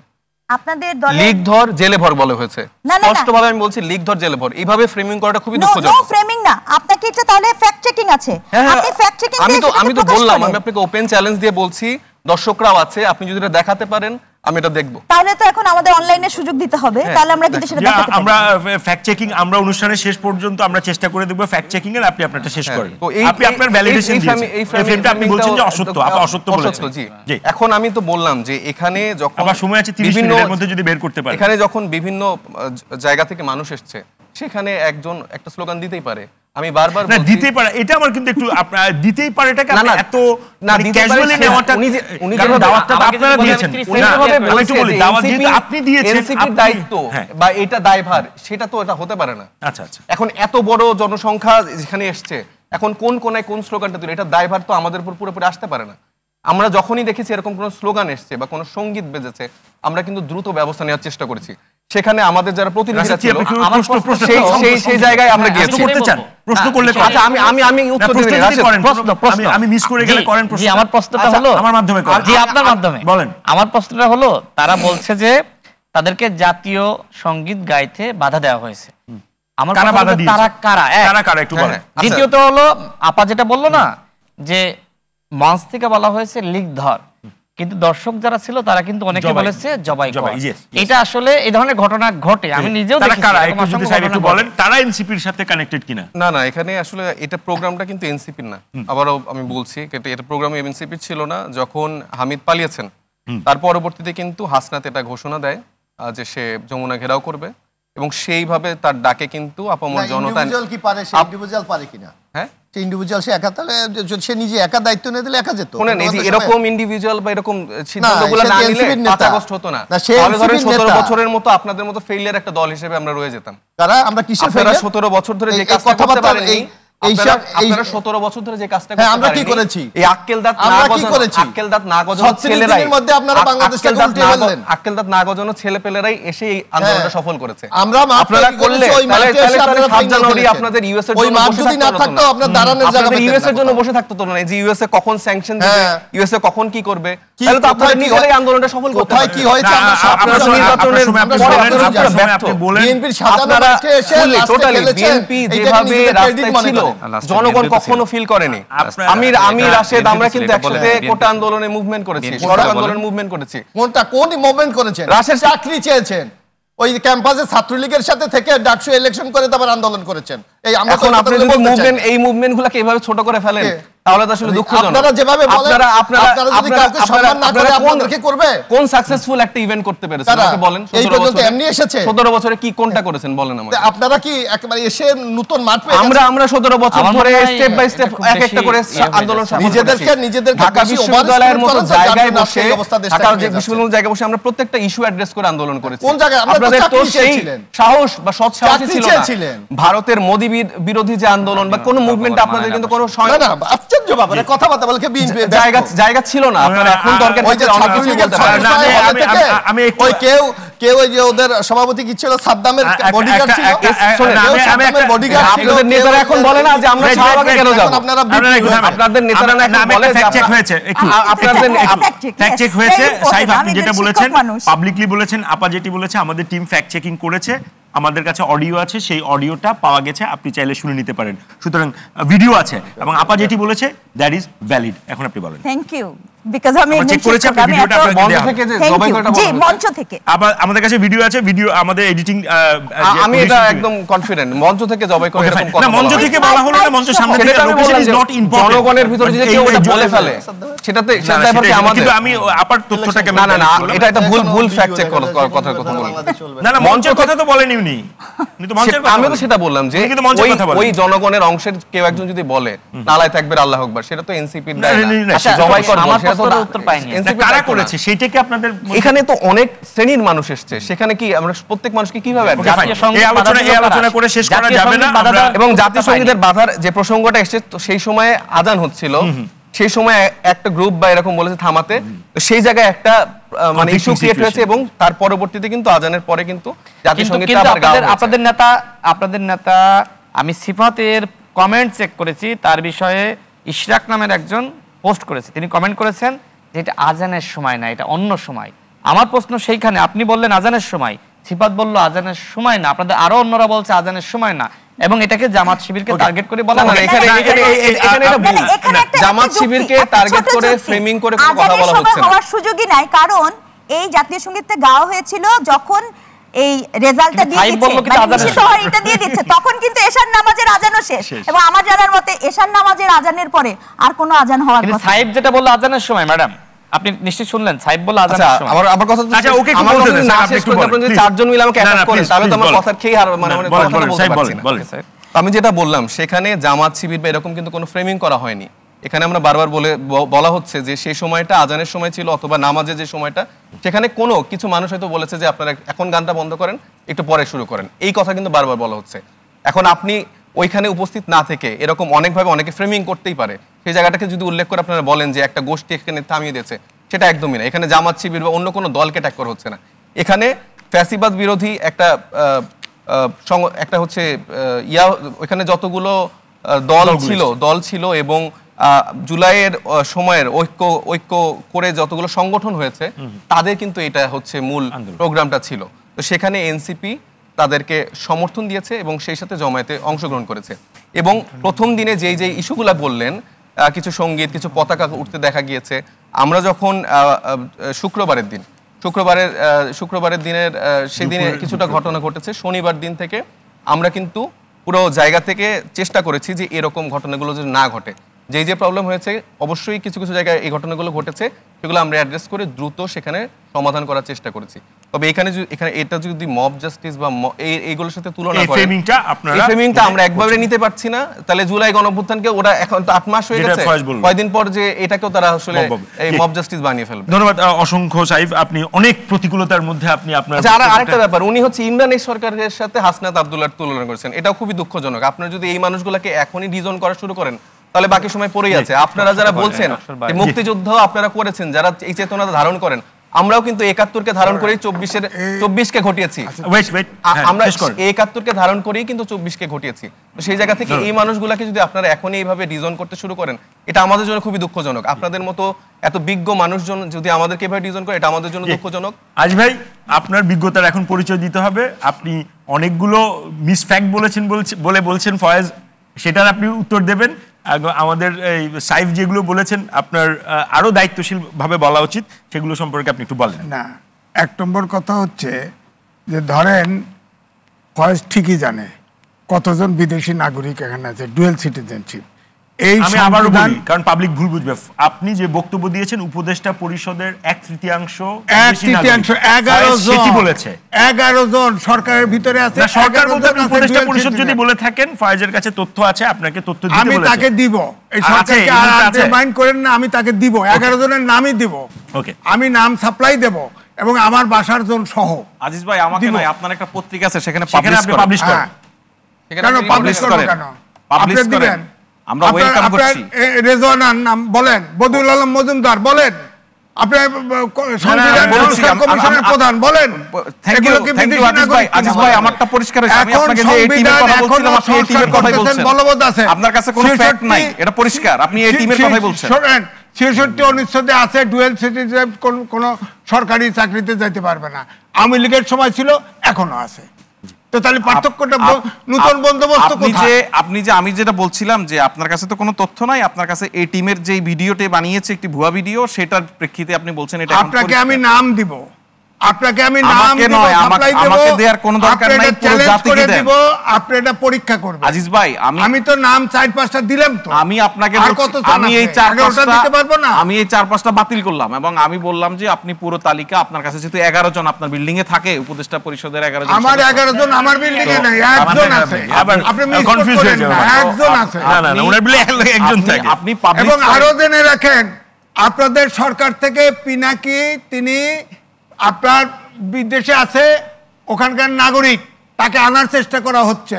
নিশ্চয়ই কোন সরকার, তিনি নিজে চ্যানেল আইতে ইন্টারভিউ দিয়ে বলছে, পিনাকি নিজে বলছে এই সরকার চেষ্টা করতেছে তাকে আনার জন্য। মানে বিদেশি ভালোবাসা এত, মানে ধরেন এই যে আমার কথা হচ্ছে কোনো সমস্যা নাই, আপনি দেশের নাগরিক, তিনি যদি অন্য দেশের নাগরিক হয়ে থাকে সেটা সেরে আসে সরকারে জয়েন করুক, সমস্যা নাই।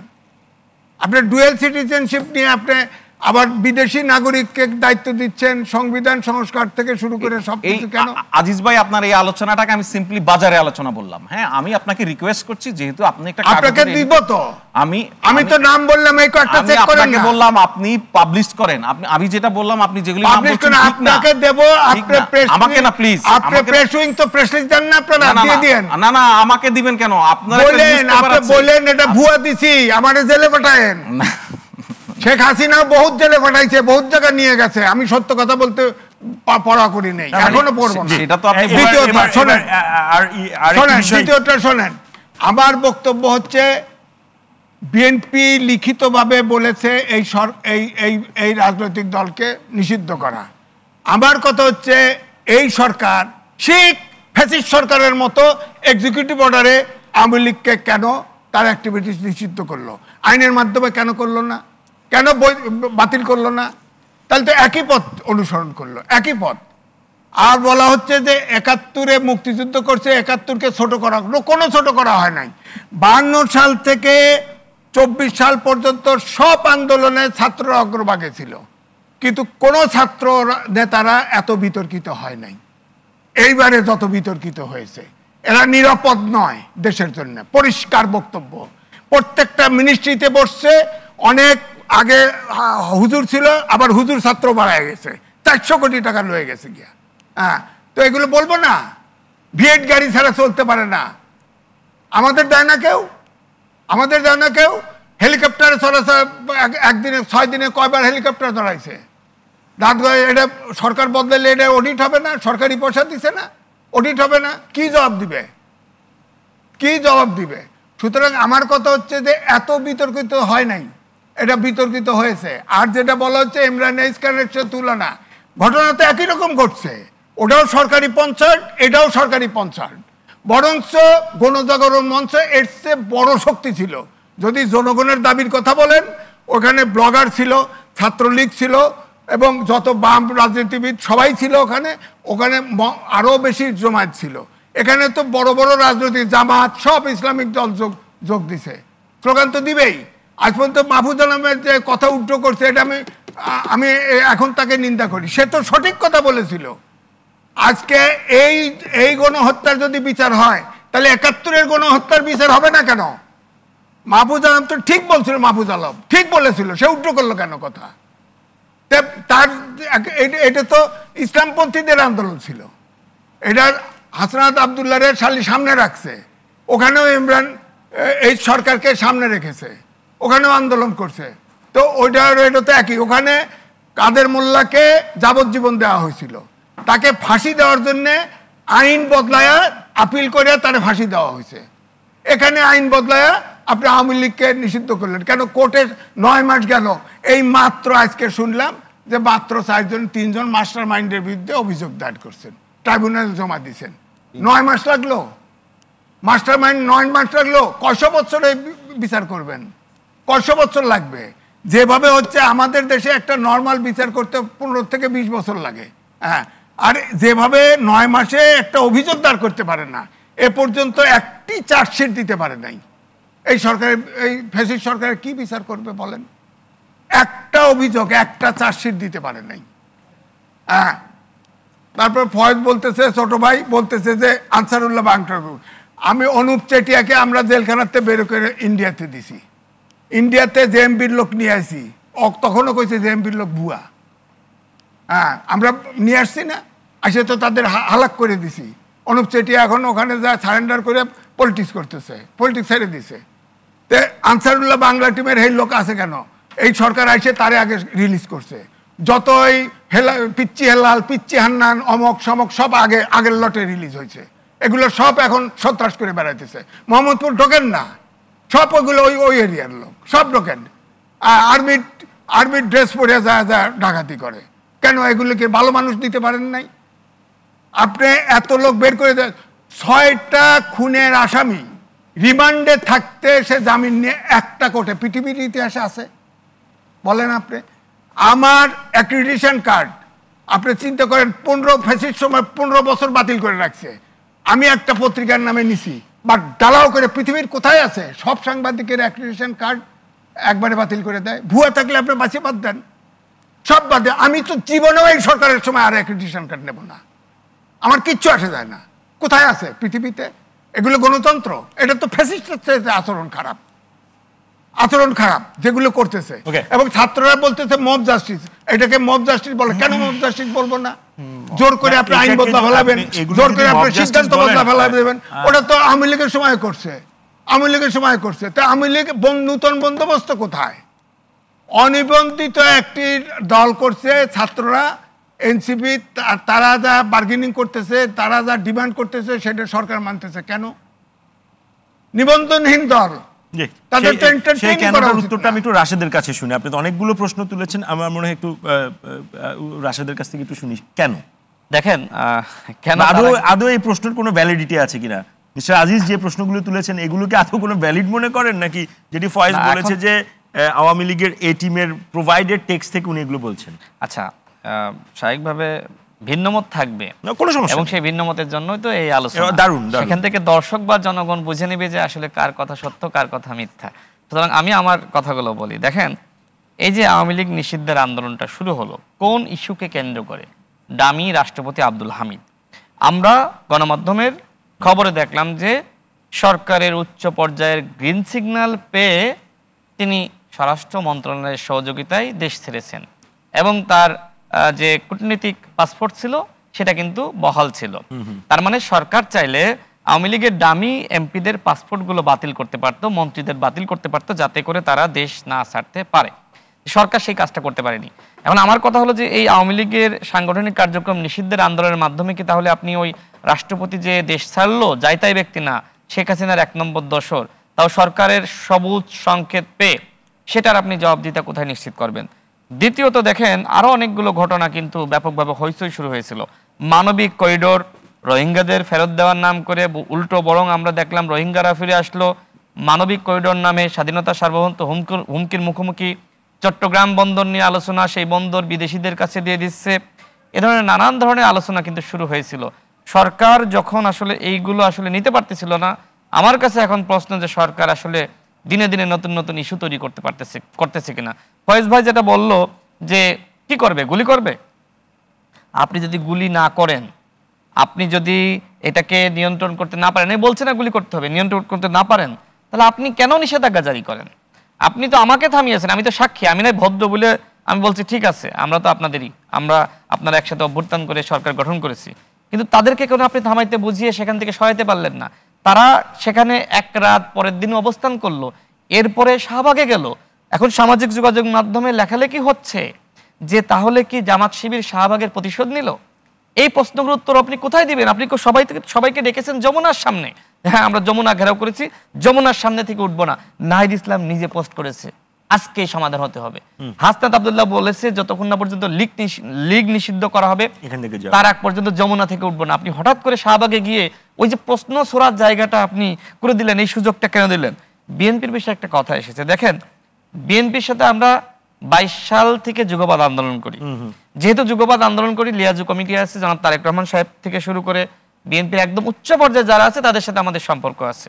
ভাই সেই বিষয়ে জানে কিনা আই ডোন্ট নো।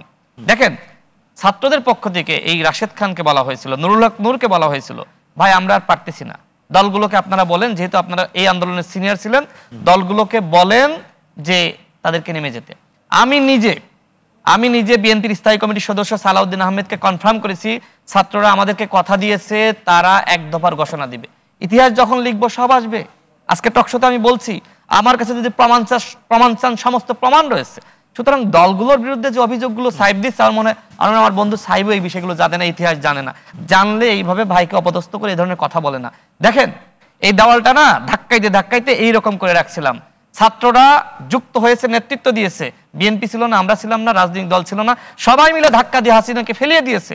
এখন যদি আপনি বাহাদুরি আর কৃতিত্ব নিতে চান যে আমরাই সব করেছি, ওই যে আক্কেল দাঁত ওঠে নাই, সেই ছাত্ররা এসে ফেলাই দিয়েছে, আপনারা 17 বছর ব্যর্থ হয়েছেন, এইভাবে আসলে অনৈক্য সৃষ্টি করা হচ্ছে। দেখেন, এই ছাত্ররা যারা আবাবিল পাখির নাই, যাদেরকে আমরা শ্রদ্ধা করি, ভক্তি করি, ভালোবাসি, তারা যখন এই ধরনের সিনিয়র নেতাদেরকে, সাবেক এমপিদেরকে, মন্ত্রীদেরকে ছোট করে খাটো করে এই চেয়ারে বসে আমারও অসহ্য লাগে। তাদের বয়সে আমরাও ছিলাম। এইভাবে কথাবার্তা বলা যায় না যে আপনারা কিছু পারেন নাই, আপনারা কিছু ছিঁড়তে পারেন নাই, আমরা সব ছিঁড়ে উল্টাই ফেলছি। এটা কোনো কথাবার্তা হলো? আরেকটি বিষয় বলি, দেখেন, সরকার নির্বাচন নিয়ে তালবাহানা করছে, এটি সত্য। একটি সরকারকে আনলিমিটেড চলতে পারে? আনপ্ল্যান্ড কোন সরকার চলতে পারে? সরকারের 1 মাসের, 2 মাসের, 6 মাসের, 9 মাসের প্ল্যান কি? আপনারা আমেরিকা, ইউরোপে থেকেছেন, সেখান থেকে শিখে এসেছেন, সেটা কেন বাংলাদেশে বাস্তবায়ন করছেন না? সরকার কি তার 6 মাসের একটা প্ল্যান দিতে পারতেন না? 1 বছরের একটা প্ল্যান দিতে পারতেন না? দিয়েছে এখনো পর্যন্ত? রাজনৈতিক দলগুলো কখন নির্বাচনের কথা বলছে? শুরুতে কেউ বলেছে? যখন দেখছে যে সরকার একের পর এক সিদ্ধান্ত নিচ্ছে, যেটা এনসিপির পক্ষে যাচ্ছে, যেটা অন্য রাজনৈতিক দলগুলোর বিরুদ্ধে যাচ্ছে। আপনি কি গণহত্যার বিচার করেছেন? 9 মাসে আপনি কি করলেন? একটা ট্রাইব্যুনাল গঠন করে আওয়ামী লীগের বিচার পুতু করে করতেছেন। এইভাবে কি বিচার হয়?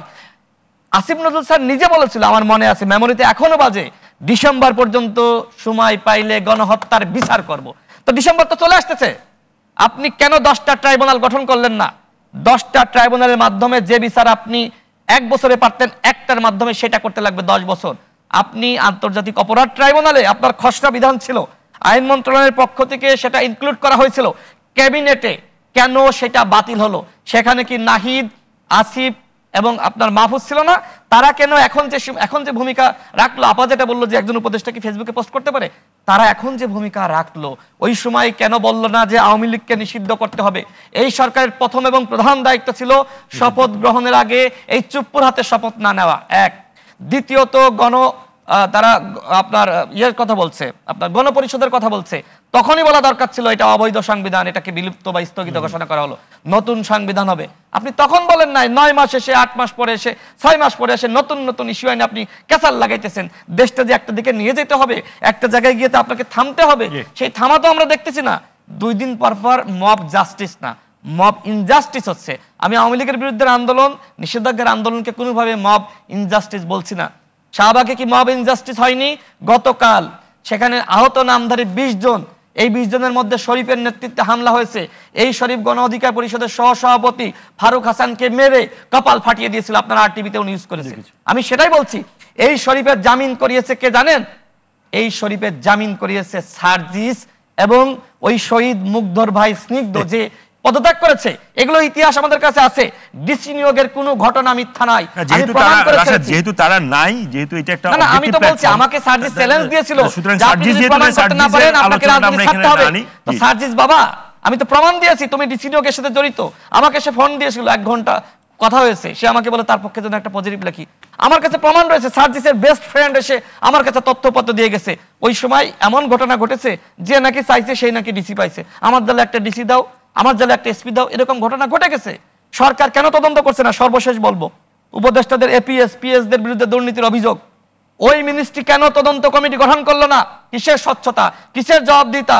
আগে সরকার তার স্বচ্ছতা জবাবদিহিতা নিশ্চিত করুক, তারপরে রাষ্ট্র সংস্কারের আলাপ তুলুক। এই আলাপগুলো এগুলো ভাওতাবাজি। আপনি যদি রাষ্ট্র সংস্কার করতেন, 9 মাসে কি কি সংস্কার করেছেন সেই জবাবগুলো আমাকে দেন। আপনি শুধু গল্প শোনাচ্ছেন, বিজনেস সামিটের নামে আপনি মানুষকে ধোঁকাবাজি করছেন।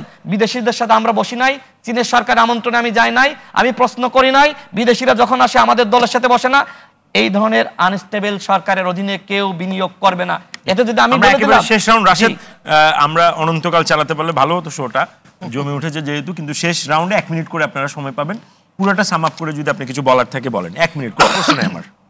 না, এখানে আমরা সবাই এসেছি আগামী দিনে একটা গণতান্ত্রিক বাংলাদেশ তৈরি করার জন্য। আর আমরা প্রত্যাশা করেছিলাম যারা নতুন দল, সেই দলটা আরো তারা নিজেদেরকে দাবি করে আন্দোলনে তারা নেতৃত্ব দিয়েছে, কিন্তু তাদের ভূমিকা এখন তারা কিভাবে বাংলাদেশটাকে শাসন করবে সেই টেন্ডেন্সি তাদের মধ্যে লক্ষ্য করা যায়। আজকে এই যে বৃহত্তর রাজনৈতিক দলগুলি, তাদের ভূমিকার কারণে আজকে বাংলাদেশে যে গণতান্ত্রিক পথে যাত্রার যেই সমাপ্তি হয়েছে সেটাকেও তারা স্বীকার করে না। এখন একটা আন্দোলন করে দেখাক সরকারের সামনে, তো চ্যালেঞ্জ করে বলি, ইউনূস সরকারের সহযোগিতা ছাড়া এনসিপি একটা আন্দোলন করে এখন দেখাও সেই যোগ্যতাটা আছে কিনা। এখন হলো কি, তারা এক জায়গায় গিয়ে জড় হয়, ইউনূস সরকার বাস্তবায়ন করে দেয়, মানুষ মনে করে এরা যা বলে তাই তো হয়। এবং আগামী নির্বাচন, যে আমরা বলছি নির্বাচন নিয়ে অনিশ্চিত, আজকে যেটা আপনার সাবজেক্ট, এদের লক্ষ্য যতক্ষণ পর্যন্ত তারা ক্ষমতার মস্তদে বসতে না পারবেন ততদিন পর্যন্ত নানা বয়ান তারা দেওয়া শুরু করবেন। এই নিষিদ্ধ করেন, অমুকে ব্যর্থ হয়েছে, এইটা বাংলাদেশে হচ্ছে না, না না বলছে যে বিচার, শেখ হাসিনার বিচার না হওয়া পর্যন্ত আগামী 50 বছর লাগবে, আর 50 বছর ইন্টারিম গভর্নমেন্ট ক্ষমতা থাকবে, আর এনসিপি তারা নিজেদেরকে তৈরি করে রাষ্ট্রীয় ক্ষমতা উপভোগ করবে। এমনি একটি পরিস্থিতি নিয়ে যেতে চায়। আপনার জন্য একটা সুখবর আছে, এই যে আলোচনা যেভাবে চলছে আপনার তো 25 বছর আরো এখন যদি আপনি কিছু বলেন না। সেটাই তো, মানে আমার একটাই প্রত্যাশার জায়গা এবং আশাবাদ যেটা আমি দেখি, এই যে ধরুন আপনার এই টকশো টেবিলে এই যে বাহাসটা হলো রাজনৈতিক দলগুলির মধ্যে, এটাকে আমি কোনোভাবেই নেতিবাচকভাবে, এটা খুবই ইতিবাচক একটা দিক এখন। এবং আমরা এই ইতিবাচক দিকটা আসলে একটা অভ্যুত্থানের মধ্য দিয়ে পেয়েছি। অভ্যুত্থানের মধ্য দিয়ে পাওয়া একটি ব্যবস্থায় আমরা যেটা প্রত্যাশা করব যে আমরা যে কোনো ধরনের ক্রিটিসিজমের জায়গা, অফকোর্স ডেফিনেটলি এই সরকার ক্রিটিসিজমকে ভেরি ওয়েলকাম করে, কোনো অসুবিধা নেই, কিন্তু আমরা যখন এরকম বড় প্ল্যাটফর্মে বসে আলাপ করব, আমাদের তথ্যটা দুই ধরনের মানুষের কাছে যায়। এক ধরনের মানুষ হচ্ছে যারা এই তথ্য জানে না, তারা বিভ্রান্ত হওয়ার সুযোগ থাকে যদি ভুল হয়। আরেক ধরনের মানুষ হচ্ছে যারা জানে, তারা হাসে আমাদেরকে নিয়ে যদি আমরা ভুল বলি। এই জায়গাটা আমাদেরকে মাথায় রাখতে হবে। ডক্টর রিজওয়ানা, স্নিগ্ধা। আচ্ছা, না আমি শুধু দুটো কথা বলবো যে দেখুন, আজকে নয় যে সরকার আছে, কালকে ধরলাম যদি বিএনপি চলে আসে, বিএনপির কেউ বলতে পারবে যে কোনো সমস্যা হবে না? আলাদিনের চেরাগ আছে বিএনপির কাছে? নাই। তখন বিএনপিকেও ঠিক একই ভাবে আক্রমণ করা হবে। কাজেই আমি মুস্তাফিজকে এনশিওর করতে চাই যে এই দলটার কাছে কিন্তু আমাদের অনেক প্রত্যাশা, আর হয় কি প্রত্যাশার চাপ যেখানে থাকে সেখানে কিন্তু হতাশ হওয়ার সুযোগ বারবার থাকে। বিএনপিকে নিয়ে আমরা হতাশ হব না, আমরা এনসিপিকে নিয়ে হতাশ হব। আমি আসলেই মিন করে বললাম, কারণ বিএনপির রাজনীতি আমরা দেখেছি। এখন সেটা সেই জায়গা থেকে কতদূর যেতে পারে সেটা হচ্ছে আমাদের প্রশ্ন, অর্থাৎ উন্নয়ন। কিন্তু এনসিপির রাজনীতি আমরা দেখি নাই, তার কাছে আমাদের প্রত্যাশাটা অনেক বেশি। আরেকটা কথা বলবো, যে একটা মিল আছে, দেখবেন কি ৭১-এ যারা গণহত্যা করেছিল তারাও কখনো ভুল স্বীকার করে মাপ চায় না। ২৪-এ যারা এগুলো করেছে, একজন আওয়ামী লীগের সমর্থক কেউ পাবেন না যে বলবে ওটা ভুল ছিল। এই যে একটা অদ্ভুত সিমিলারিটি আছে, এই সিমিলারিটি থেকে বের হয়ে আসতে হবে। বাংলাদেশের রাজনৈতিক চর্চাতে ভুল স্বীকার করার প্রবণতা মানতে হবে, রাখতে হবে। এইটুকুই হচ্ছে মূল। ধন্যবাদ, ধন্যবাদ। সাইফ, আচ্ছা আমি একদম সংক্ষিপ্ত। হ্যাঁ, আচ্ছা, রাশেদ, আমার বন্ধু রাশেদের কথায় আমি ব্যক্তিগত হতাশা এবং রাজনৈতিক হতাশা আসলে দেখতে পাই, এবং ওদের রাজনীতিটা আসলে এনসিপি কেন্দ্রিক হয়ে যাচ্ছে, এবং তারা যে লিয়াজোটা মেনটেন করছে বিএনপির সাথে ওই একটা আসন কেন্দ্রিক, সেজন্য তার যতটুকু যা যা করা দরকার সেটা করছে, সেটা যে আমি আসলে কিছু খারাপ মনে করি না। কারণ তার যে ইনফরমেশন, সে যে বলছে আমার কাছে তথ্য ভাব আসে, এনসিপি সব তথ্য তার কাছে আসে, সেই তথ্যগুলো বেশিরভাগই ভুল, এবং সে যেভাবে ফ্রেমিং করে সেটাও ভুল। যেমন আজকে একটু আগেই বললো যে এনসিপির নাকি সমাবেশ ছিল, এটা কিন্তু কোনো সমাবেশ না।